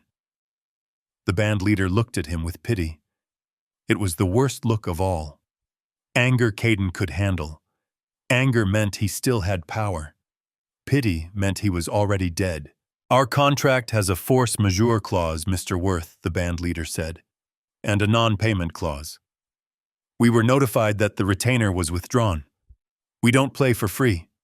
And frankly, after the way you spoke to my viola player during the rehearsal, I am happy to take the day off." He picked up his baton case and walked off the stage.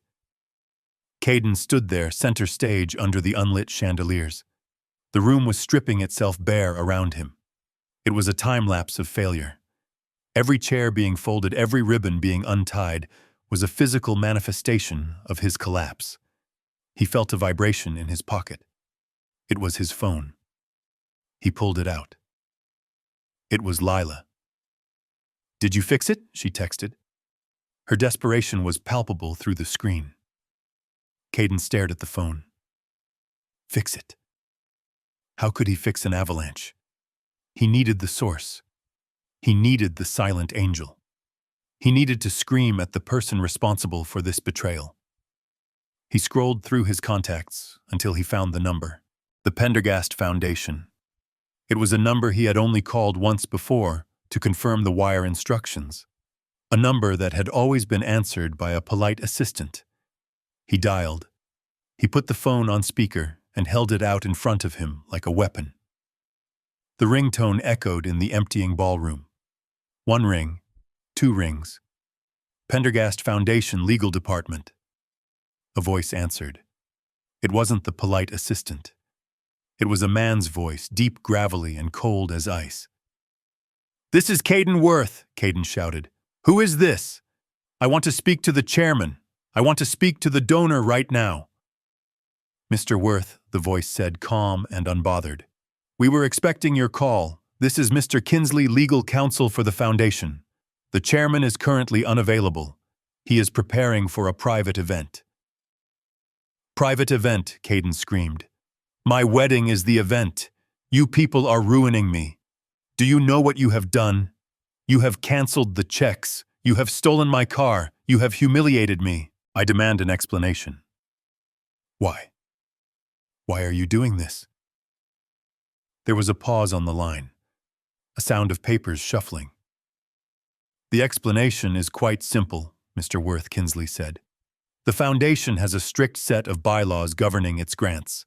Section 4, paragraph 2, specifically addresses the conduct of the beneficiary. I don't care about your paragraphs, Caden yelled. I delivered. I built the brand. I put the foundation on the map. Section 4, paragraph 2. Kinsley continued, his voice cutting through Caden's rant, states that funding may be revoked immediately and without recourse if the beneficiary displays what the board deems as moral turpitude. Moral turpitude. Caden repeated the words, feeling heavy on his tongue. What the hell does that mean? It means you are a bad person, Mr. Worth Kinsley said. It means the chairman has observed your behavior over the last 6 months and found it lacking. He has watched you belittle service staff. He has watched you insult your family. He has watched you treat his contribution not as a gift, but as an entitlement. He watched me. Caden looked around the room, paranoid. Who watched me? I never met him. He is a ghost. He is very real, Kinsley said, and he has decided that his money is better spent elsewhere. The grant is terminated. The funds are repatriated. And Mr. Worth? What Caden whispered. The foundation also holds the master lease on your apartment. As of this morning, you are in violation of the occupancy agreement. I suggest you find somewhere else to sleep tonight. Perhaps a hotel. Though I hear your credit there is not what it used to be. The line went dead. Caden dropped the hand holding the phone. He stood in the middle of the dismantling ballroom, a king without a kingdom. The florists were gone. The musicians were gone. The kitchen staff was gone. The only people left were a few janitors sweeping up the petals that had fallen on the floor. Moral turpitude. The words bounced around his skull. He looked at his reflection in the darkened glass of the French doors leading to the terrace. He looked small. He looked cheap. The silk robe felt like a costume. He didn't know who the chairman was. He didn't know who had watched him. But he knew one thing. He had to find money. He had to find a way to pay the plaza before the guests arrived. He had to keep the illusion alive for just 6 more hours. If he could just get married, if he could just get the senator in the room, he could spin this. He could say it was a banking error. He could fix it later. He needed cash. Fast. He thought of his parents. No, they were broke. He thought of his friends. No, they were all shallow climbers. Like him, none of them had liquidity. Then he thought of the one person he had dismissed, the one person he had banned, the one person who Lila said had savings. Gus, the mechanic. The old man lived like a pauper, but Lila said he had owned that land for 40 years.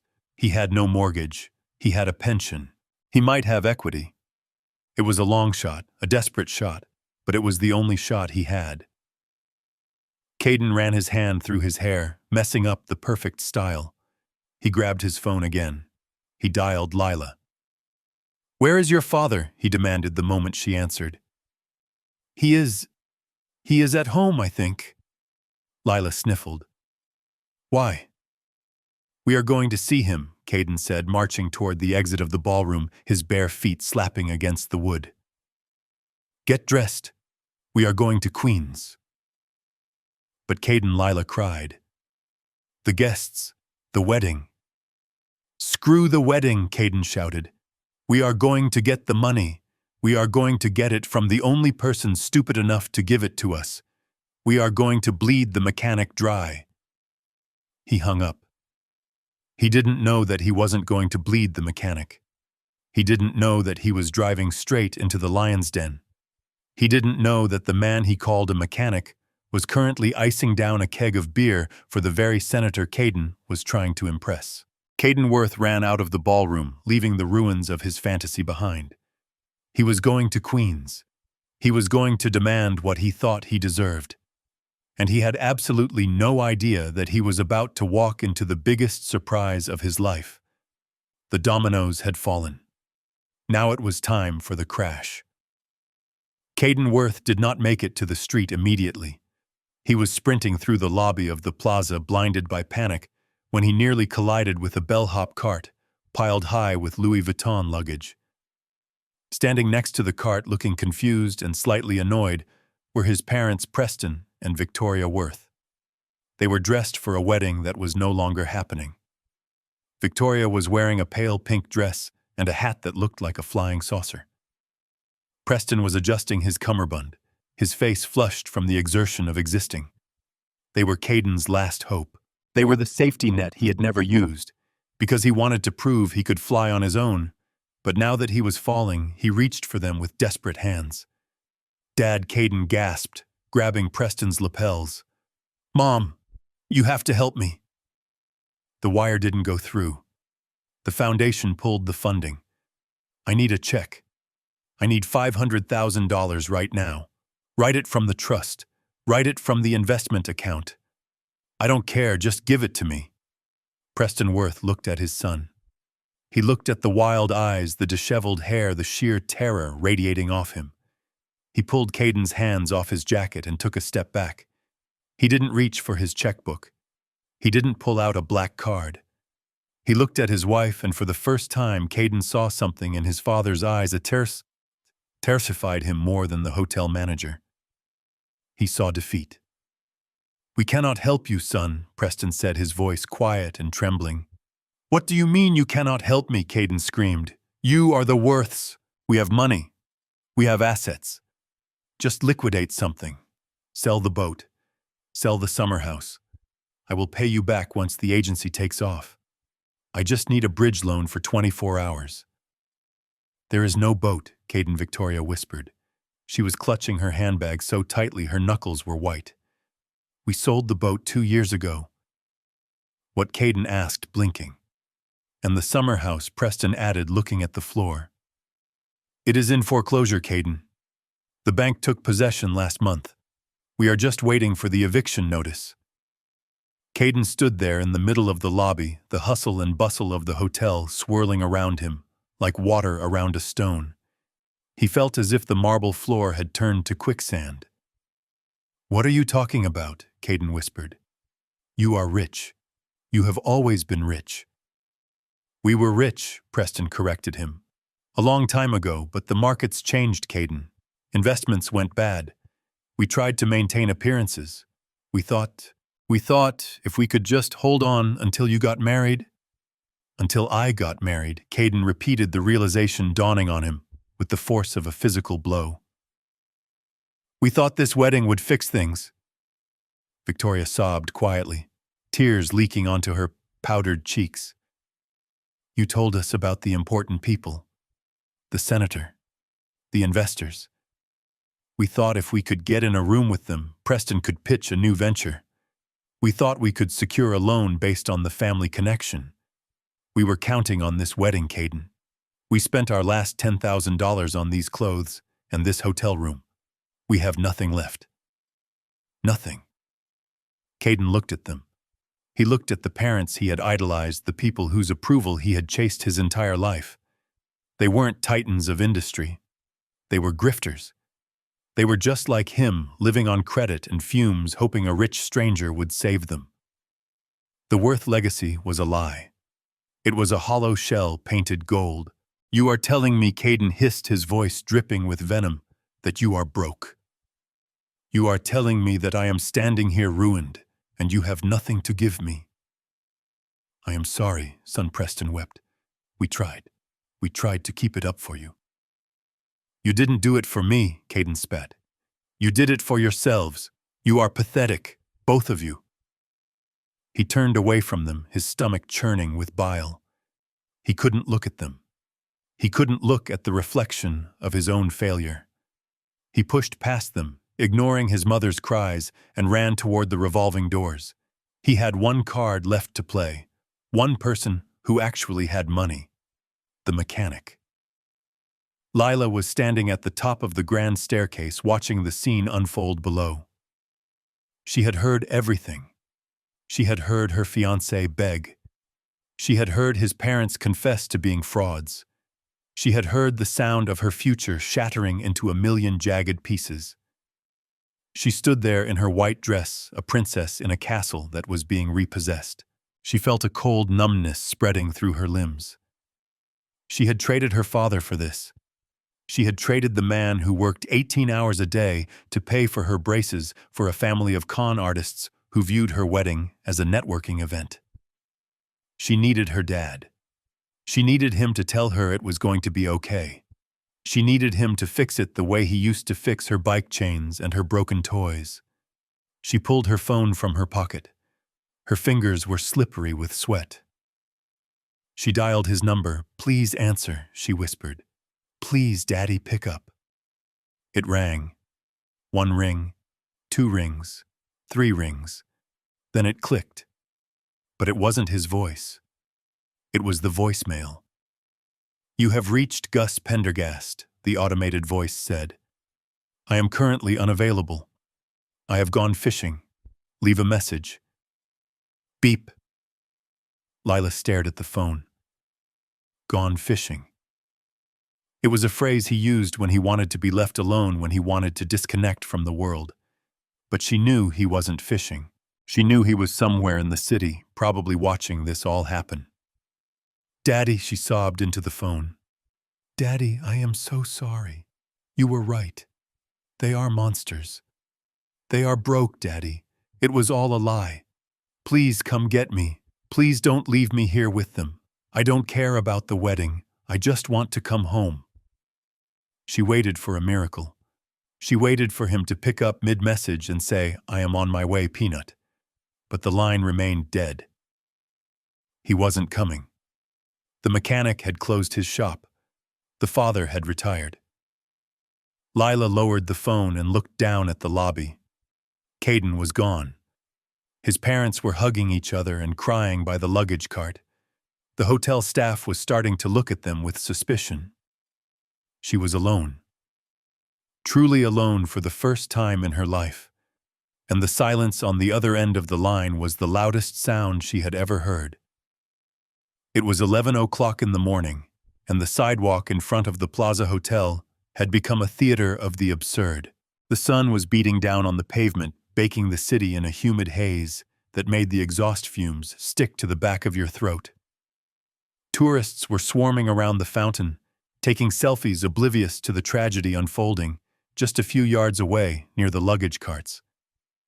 Caden Worth was standing there like a captain who refused to leave the burning ship even after it had sunk to the bottom of the ocean. He had not gone to Queens yet. He had realized halfway to the taxi stand that leaving now would mean missing the arrival of the only people who could possibly save him. He had convinced himself in that twisted manic brain of his that if he could just intercept the senator or the investors before they walked into the lobby, he could spin a story. He could tell them there was a gas leak. He could tell them there was a security threat. He could tell them anything as long as it kept them from finding out that he was penniless. He looked terrible. The midnight blue tuxedo was wrinkled and stained with sweat. His tie was gone, lost somewhere between the ballroom and the street. He was pacing back and forth in front of the revolving doors, ignoring the doormen who were watching him with open hostility. His parents, Preston and Victoria, were sitting on a bench nearby, clutching their Louis Vuitton bags, looking like two statues of despair that had been toppled by vandals. They weren't speaking. They weren't even looking at each other. They were just waiting for the end of the world. But Caden was still fighting. He was checking his watch every 30 seconds. He was smoothing his hair down with spit. He was practicing his smile in the reflection of the hotel windows, a rictus of confidence that looked more like a grimace of pain. He muttered to himself, rehearsing the lie. "Minor technical difficulty, Senator. We are moving the reception to a private club. Follow me." And then it happened. The traffic on Fifth Avenue seemed to part like the Red Sea. A hush fell over the crowd of tourists. Turning the corner onto the hotel drive was a convoy of vehicles that screamed power. It wasn't just one limousine. It was a fleet. 3 blacked-out Cadillac Escalades with government plates led the way, followed by a silver Bentley and a vintage Rolls-Royce Phantom. It was a motorcade fit for a head of state or a titan of industry. Caden stopped pacing. He stared at the cars, his eyes widening until they were white saucers in his flushed face. He let out a breath, a sound that was half sob and half laugh. "They came," he whispered. "They actually came." He straightened his spine. He buttoned his jacket, attempting to hide the sweat stains on his shirt. He turned to his parents, who hadn't moved. "Get up," Caden hissed, kicking his father's shoe. "Get up right now. It is the senator. It is the investors. Do you see that? They didn't cancel. They know who I am. They know the Worth name means something. Stand up and look rich, for God's sake." Preston Worth looked up, his eyes hollow, but he stood. He was a man trained to perform, and he fell into line out of habit. Victoria stood too, dabbing her eyes with a handkerchief and putting on a pair of oversized sunglasses to hide the ruin of her makeup.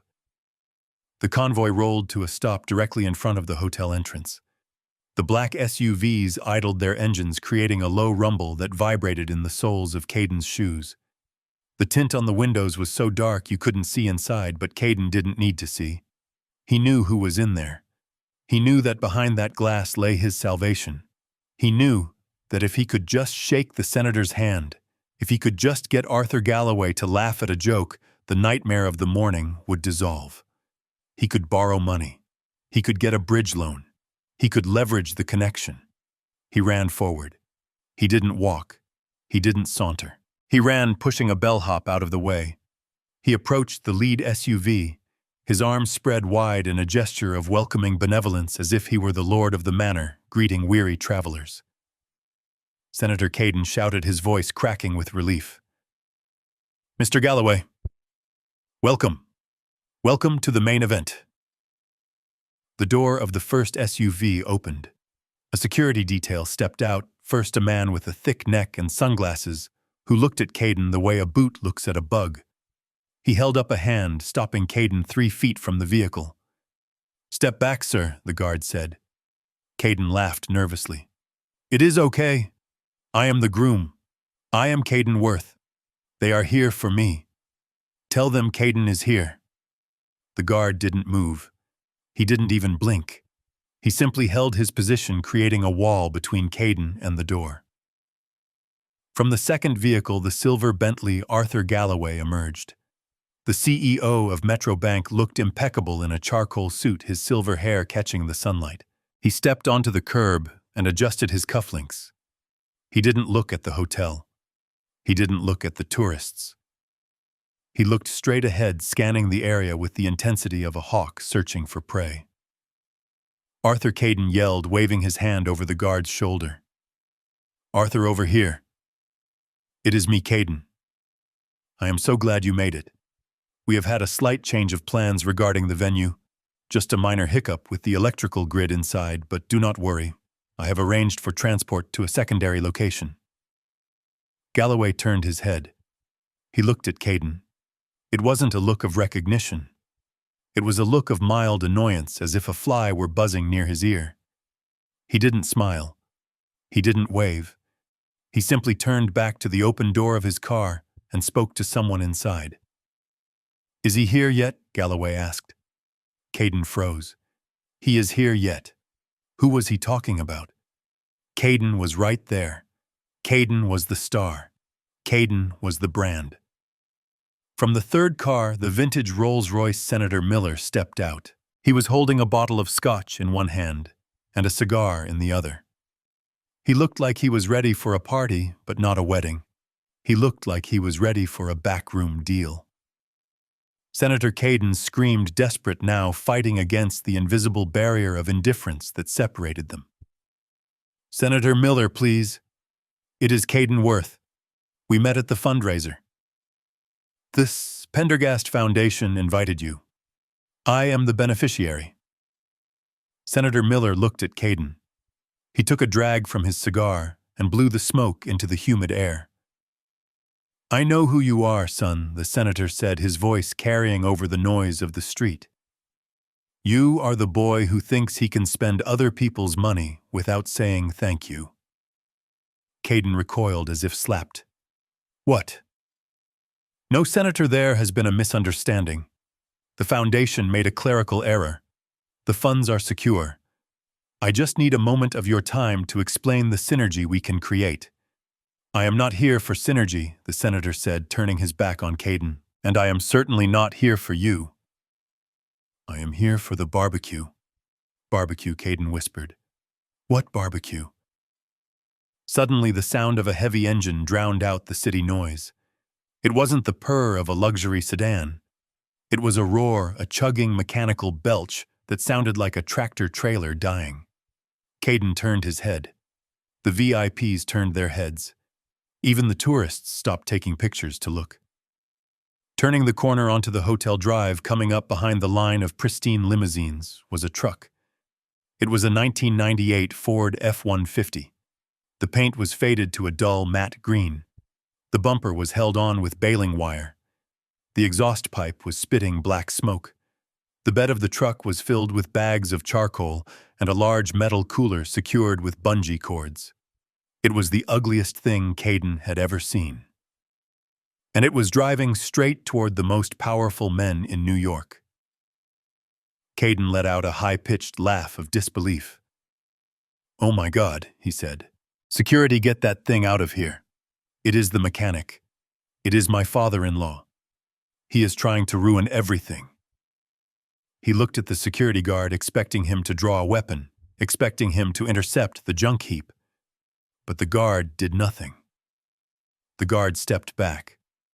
The truck rolled to a stop right next to the senator's Rolls-Royce. The contrast was violent. It was a collision of worlds. The engine cut out with a final shuddering wheeze. The driver's side door creaked open. Gus Pendergast stepped out. Caden waited for the humiliation. He waited for the senator to laugh. He waited for Galloway to call the police. He waited for the world to see the grease-stained embarrassment that had plagued his life for 6 months. But Gus wasn't wearing his Carhartt jacket. He wasn't wearing his work boots. Gus Pendergast was wearing a suit. And it wasn't just any suit. It was a bespoke Italian-cut navy blue wool that fit his broad shoulders like armor. He wore a crisp white shirt with a collar that looked sharp enough to cut glass. On his feet were polished leather Oxfords that shone like mirrors. He didn't look like a mechanic. He looked like a king who had just returned from a war he won. He adjusted his cuffs and walked around the front of the truck. He didn't look at Caden. He didn't look at the hotel manager who was peering out from the glass doors. He walked straight up to Senator Miller. "John," Gus said, extending a hand. "Sorry I am late. Had to pick up the ice." The senator grinned a genuine wide smile. "Gus, you old son of a gun. You clean up nice. Is the brisket in the back?" "It is marinating," Gus said. Arthur Galloway stepped forward, bypassing Caden entirely to shake Gus's hand. "Gus, good to see you. I saw the latest quarterly reports for the tunnel project. Impressive numbers. We need to talk about the interest rates on the new bonds." "We will talk after the beer," Arthur Gus said, clapping the banker on the shoulder. Caden stood there, his mouth hanging open. His brain short-circuiting. He looked from the truck to the suit to the senator, shaking the mechanic's hand. The pieces of the puzzle were floating in front of him, but he couldn't make them fit. Gus Caden stammered, stepping forward, his voice trembling. "Gus, what are you doing? Why are you wearing that? Why do you know the senator?" Gus turned slowly. He looked at Caden. He didn't look at him with anger. He looked at him with the mild curiosity one might have for a bug that had just splattered against a windshield. "Hello, Caden," Gus said. "I see you are still here. I thought security would have removed the trash by now." "Trash," Caden whispered. "I am the groom. These people are here for me." Gus laughed. It was a dry sound like gravel crunching. "They were never here for you, Caden. They were here for the foundation. And since I am the foundation, they are here for me." The world tilted on its axis. Caden grabbed the side of the truck to steady himself. You, Caden gasped. You are the silent angel. I am the loud mechanic, Gus corrected him. And you are uninvited. Now if you will excuse me, I have a party to host, and unlike yours, mine is paid for. Gus turned back to the senator. Shall we, gentlemen? My garage is this way. He opened the passenger door of his truck. The senator didn't hesitate. The man who flew in private jets climbed into the cab of the rusted Ford, moving a stack of newspapers off the seat. Shotgun, the senator yelled. Gus got back in the driver's seat. He turned the key. The engine roared back to life, drowning out Caden's small, pathetic whimper. The truck pulled away, the limousines falling into formation behind it like a royal procession following a tank. Caden Worth stood alone on the curb. The exhaust fumes swirled around him. He watched them go. He watched the money, the power, and the future drive away in a truck he had called an eyesore. And for the first time in his life, he realized he wasn't an important person. He was just a bystander at his own funeral. The heavy doors of the Cadillac Escalades thudded open in unison, a sound that echoed like a gavel striking a judge's bench. The air in front of the plaza was thick with humidity and the smell of exhaust, but for a moment everything seemed to freeze. Caden Worth stood there, his arms half raised in a greeting that would never be completed, his smile frozen in a rictus of desperate hope. He looked like a man trying to catch rain in a sieve. He watched as the security detail stepped out, first scanning the perimeter with professional indifference, their eyes sliding over Caden, as if he were part of the architecture, just a crumbling statue on the sidewalk. Arthur Galloway was the first of the titans to step onto the pavement. The CEO of Metrobank adjusted his jacket, the charcoal wool absorbing the harsh sunlight. He didn't look at the hotel. He didn't look at the tourists. He certainly didn't look at the frantic groom who was practically vibrating with need just 3 feet away. Caden lunged forward, his voice cracking as he called out the banker's name again, trying to bridge the gap between his delusion and reality. Arthur Caden gasped, stepping into Galloway's path. Thank God you are here. The hotel management has been incompetent. We have a situation with the wiring, but I have arranged a private car to take us to. Galloway didn't stop. He didn't break stride. He simply shifted his weight, maneuvering around Caden with the effortless grace of a man who has spent 40 years navigating shark-infested boardrooms. He didn't make eye contact. He didn't acknowledge the voice. He treated Caden Worth exactly as one would treat a traffic cone on a busy street, an inanimate obstacle to be bypassed on the way to a destination. The breeze from Galloway's movement ruffled Caden's unbuttoned shirt, a physical manifestation of the snub. Behind Galloway, Senator Miller emerged from the Rolls-Royce. The senator was a large man, with a presence that took up space, a gravitational pull that drew eyes to him. He took a drag from his cigar, the smoke curling around his silver hair. Caden, seeing his second chance evaporating, turned his desperation on the politician. Senator Caden pleaded, reaching out to touch the senator's sleeve. Please, you have to listen. The foundation sent you right. I am the beneficiary. I am the one you came to see. Senator Miller stopped for a fraction of a second. He looked down at the hand hovering near his arm. He looked at the dirt under Caden's fingernails, the sweat on his brow, the panic in his eyes. He didn't speak to Caden. He spoke to the air above Caden's head. Move, the senator said. It wasn't a shout. It was a command, low and rumbling like thunder. Caden flinched, stepping back as if he had been burned. The senator walked past him, trailing the scent of expensive tobacco and old leather. He joined Galloway, and together the two most powerful men in New York City walked away from the golden doors of the plaza. They walked away from the luxury cars. They walked toward the rusted green truck that was leaking oil onto the pristine driveway. I stood there leaning against the fender of my Ford. I had crossed my arms over my chest, the fabric of my Italian suit stretching comfortably across my shoulders. I watched them come. I saw the way they walked toward me, not with the hesitation of men approaching a stranger, but with the familiarity of soldiers approaching their general. Arthur Galloway reached me first. He stopped and looked me up and down, his eyes crinkling at the corners. He looked at the bespoke suit, the way the trousers broke perfectly over my polished Oxfords, the silk tie that I had knotted with precision in the mirror of my office only an hour ago. Then he looked at the truck. He looked at the dent in the door and the bungee cords holding the cooler in the back. He laughed, a genuine sound of delight. Gus Galloway said, extending his hand, "You are a study in contrasts, my friend. I don't think I have ever seen you in a suit that wasn't covered in drywall dust. It suits you." "It is a wedding day, Arthur," I said, shaking his hand firmly. "A father has to look the part even if he isn't invited." Senator Miller stepped up next, clapping a heavy hand on my shoulder.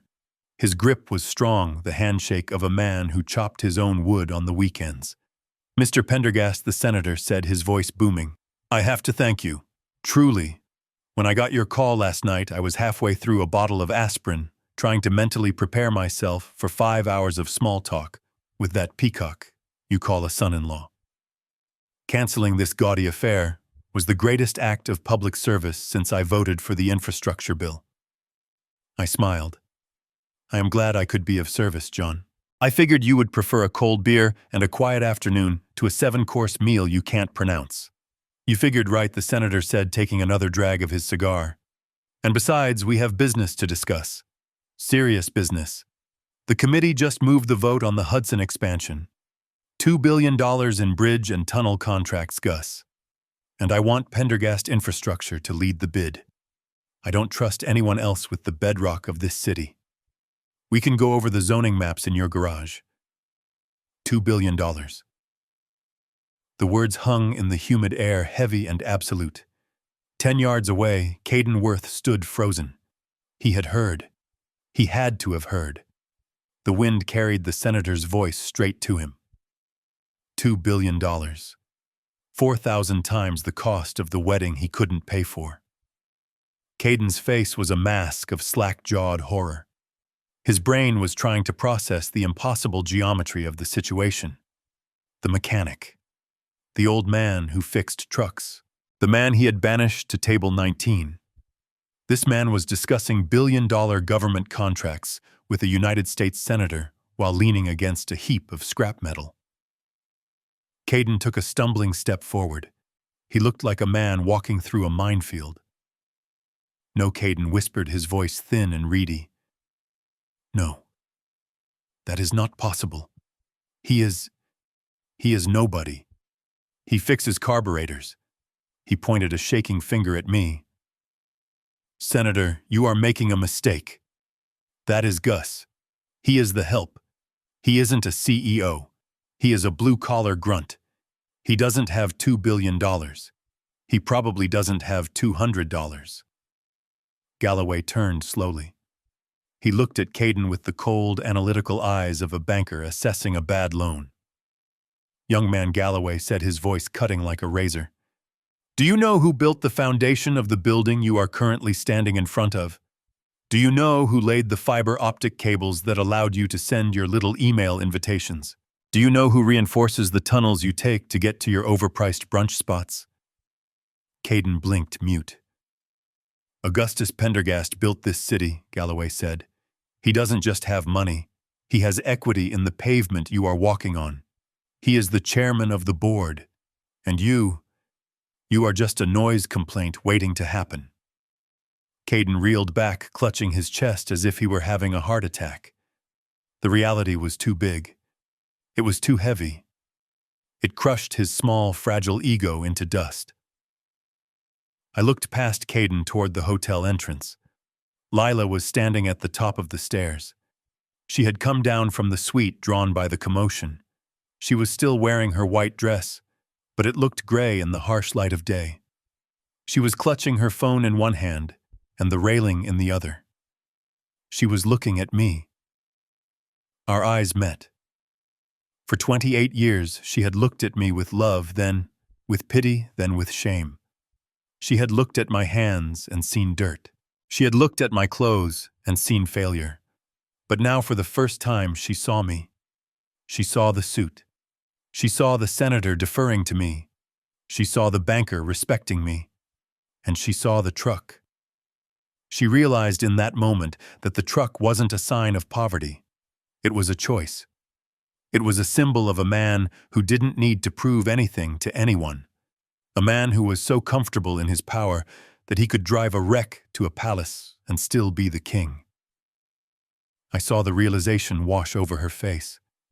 I saw her knees buckle slightly. She looked at Caden, the man she had chosen, the man she had defended, the man she had allowed to humiliate me. She saw him for what he was, a small, frightened boy in a rented suit screaming at the sky. And then she looked back at me. Her mouth formed the word, Dad. It was a silent plea. A beg. She wanted me to fix it. She wanted me to wave my hand and make the nightmare stop. She wanted to come down those stairs and get in the truck and go home to the safety of the cabin. But I didn't wave. I didn't smile. I looked at her with the same calm detachment I used when I inspected a cracked foundation. I had loved her enough to let her go, and now I loved her enough to let her fall. She needed to hit the bottom. She needed to feel the impact. Only then could she rebuild. I turned my back on her. I turned back to the men who respected me. John Arthur, I said, gesturing to the open cab of the truck. The cooler is in the back. The brisket is on the smoker. Let's get out of here. The air quality in this part of town is getting a little toxic. Senator Miller laughed and climbed into the passenger seat, shouting shotgun like a teenager. Galloway climbed into the back, squeezing in next to the cooler. I walked around to the driver's side. Before I got in, Caden lunged. He ran toward me, grabbing the door handle, his eyes wild. "Gus, wait!" Caden screamed. "Wait, we can talk. I can explain." The silent angel thing. It was just a marketing strategy. I was protecting your privacy. I did it for you, Gus. We are partners, right? We are family. $2 billion, Gus. Think of what my agency could do with that account. I can rebrand you. I can make you famous. I looked at his hand on my door. I looked at his desperate, sweating face. "Remove your hand, Caden," I said softly, "or I will remove it for you." He let go instantly, backing away, his hands in the air. "You are fired, Caden," I said. Fired, Caden blinked. "I don't work for you. I have my own agency." "I bought your agency this morning," I said. "It was a subsidiary of a holding company I acquired last week. I just didn't get around to looking at the personnel files until an hour ago. Your agency is being dissolved. Your non-compete clause is effective immediately. You are unemployed, Caden, and you owe the plaza $50,000 in cancellation fees." I climbed into the truck and slammed the door.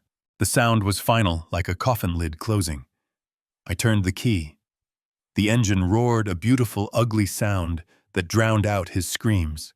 I shifted into gear and pulled away, leaving Caden Worth standing in the exhaust fumes, leaving my daughter crying on the steps, leaving the world of important people behind in the dust. I had a barbecue to get to, and for the first time in 6 months, I was actually hungry. The brisket was smoking on the grill, and the smell of hickory and roasting meat filled the air around my garage. Senator Miller was sitting on a stack of tires, holding a cold beer in one hand and laughing at a story Arthur Galloway was telling about the Federal Reserve. The atmosphere was light. It was the kind of honest, easy camaraderie that you cannot buy with a black-tie dinner. I was flipping the meat when I heard the crunch of gravel. I did not have to look up to know who it was. The vultures always circle back to the carcass, hoping there is still a scrap of meat left on the bone. I wiped my hands on a rag and walked to the chain-link fence. A yellow taxi had pulled up to the gate. It looked small and sad against the backdrop of my heavy machinery. The back door opened and Lila stepped out. She was still wearing her wedding dress, but the hem was gray with street dust and the bodice was stained with tears. Caden climbed out the other side. He had lost his jacket. He looked like a man who had been mugged by reality. They walked toward the gate, but they did not open it. They stood there, gripping the wire mesh like prisoners looking out at freedom. I walked over to him. I did not open the gate. I stood on my side on the property I owned on the concrete I poured, and I looked at them. I did not feel anger anymore. I just felt a deep, hollow fatigue. Daddy Lila whispered, her voice cracking. "Please let us in. We have nowhere to go." Caden's parents left. They took the luggage. "We don't have our apartment. We don't have a car. Please, Daddy. I am your daughter." I looked at her. I saw the little girl who used to scrape her knees running in this very yard. But I also saw the woman who had sat in silence while her fiancé called me trash. I saw the woman who had chosen a seating chart over her own flesh and blood. "I cannot let you in, Lila," I said, my voice soft but unyielding. "This is a private event, for important people only, and I am afraid you do not make the list." "Dad, stop!" Caden pleaded, pushing up against the fence beside her. "I get it, okay? You made your point. You are powerful. You are the man. You win. Now open the gate. We need to figure out our next move. I need to call my lawyers.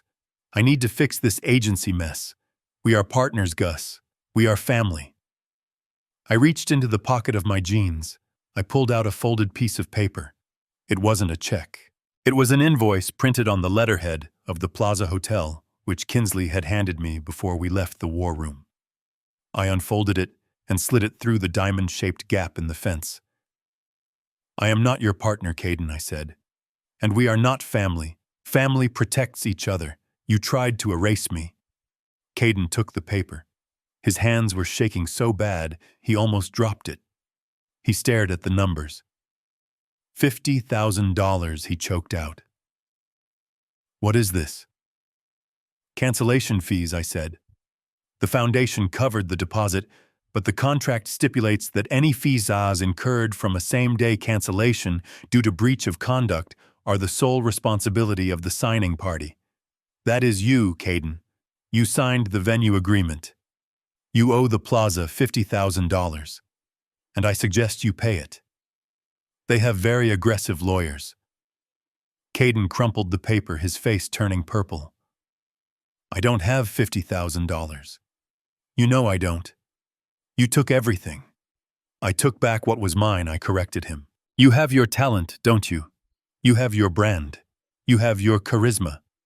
Surely a man of your genius can raise $50,000. Maybe you can lease a solution." Lila dropped to her knees in the dirt. The white dress billowed around her like a dying flower. She grabbed the chain-link fence, her fingers curling around the cold metal. "Daddy, please," she sobbed, loud, ugly sobs that shook her shoulders. "I am sorry. I am so sorry. I was stupid. I was weak. I just wanted to someone. I just wanted to fit in. He told me this was how the world worked. He told me I had to choose. I chose wrong, Daddy. Please, help me. Fix it. Just pay the bill. I will work for you. I will do anything. Just make it stop." I looked down at her. It would have been so easy to open the gate. It would have been so easy to write one more check to smooth it over to let her come back into the warmth. But I knew that if I did that, I would be robbing her. I would be robbing her of the lesson. I would be robbing her of the chance to actually grow up. I crouched down so I was eye level with her through the fence.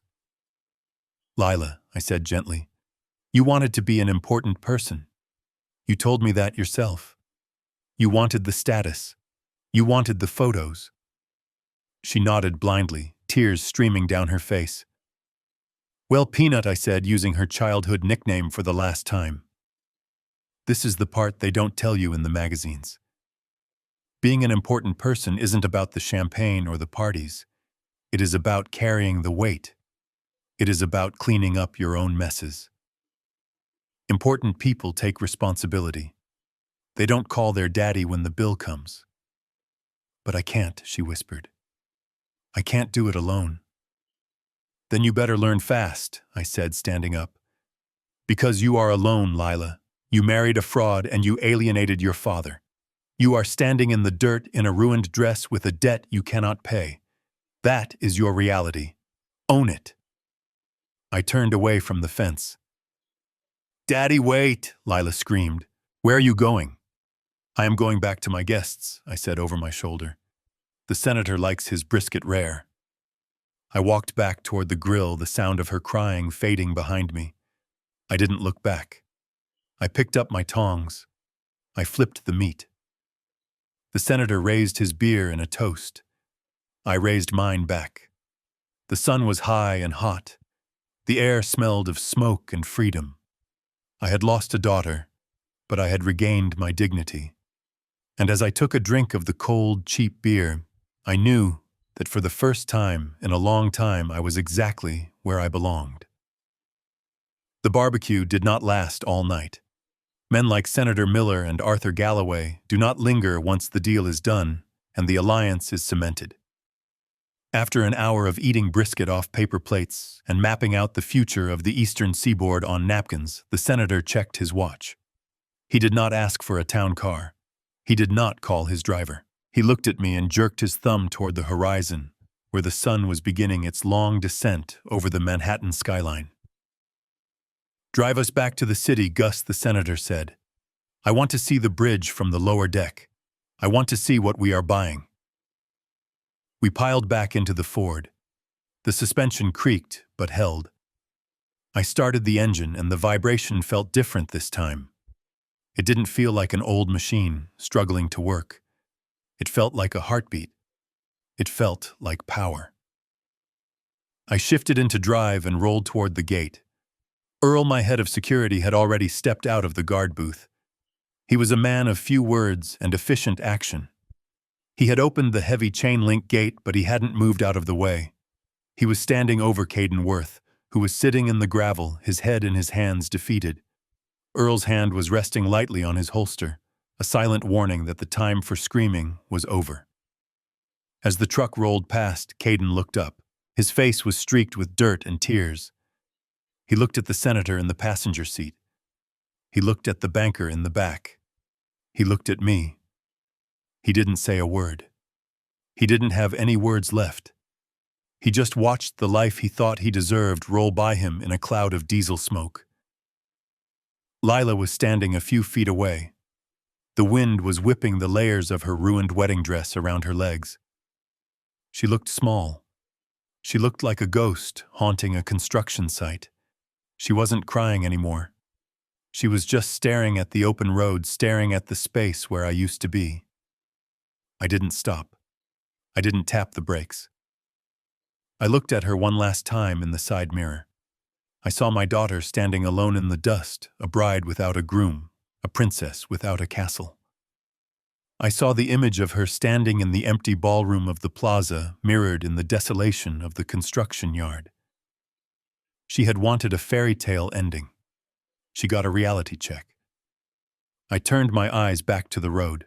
The sun was setting, painting the sky in brilliant streaks of violet and gold. The city was waiting. The work was waiting. You know, Gus, the senator said, leaning his arm out the open window, his voice fighting the wind. You really should upgrade this truck. I smiled. It was a genuine smile, a smile that reached my eyes and settled in my chest. It was the smile of a man who had cut the anchor and was finally drifting into the current. I think I will keep it, John, I said, gripping the wheel. It reminds me of where I came from. And it reminds me that you can't judge an engine by the rust on the hood. We hit the highway, driving straight into the light. The beer was cold. The deal was done. And I was finally free. I learned a long time ago that you can lease a Bentley, but you cannot finance character. Caden and my daughter spent their lives chasing the appearance of wealth, forgetting that true power is often quiet. It builds foundations while others just decorate the penthouse. They wanted to be important people, but they failed to understand that importance isn't determined by a guest list or a zip code. It is defined by how you treat the man holding the shovel. Today, I lost a daughter, and that silence in my heart is heavy. But I regained my self-respect. And sometimes, walking away is the only way to teach a child how to finally stand on their own 2 feet. If you believe respect is earned and not bought, hit that like button and subscribe for more stories from the garage. And tell me in the comments, would you have opened the gate for them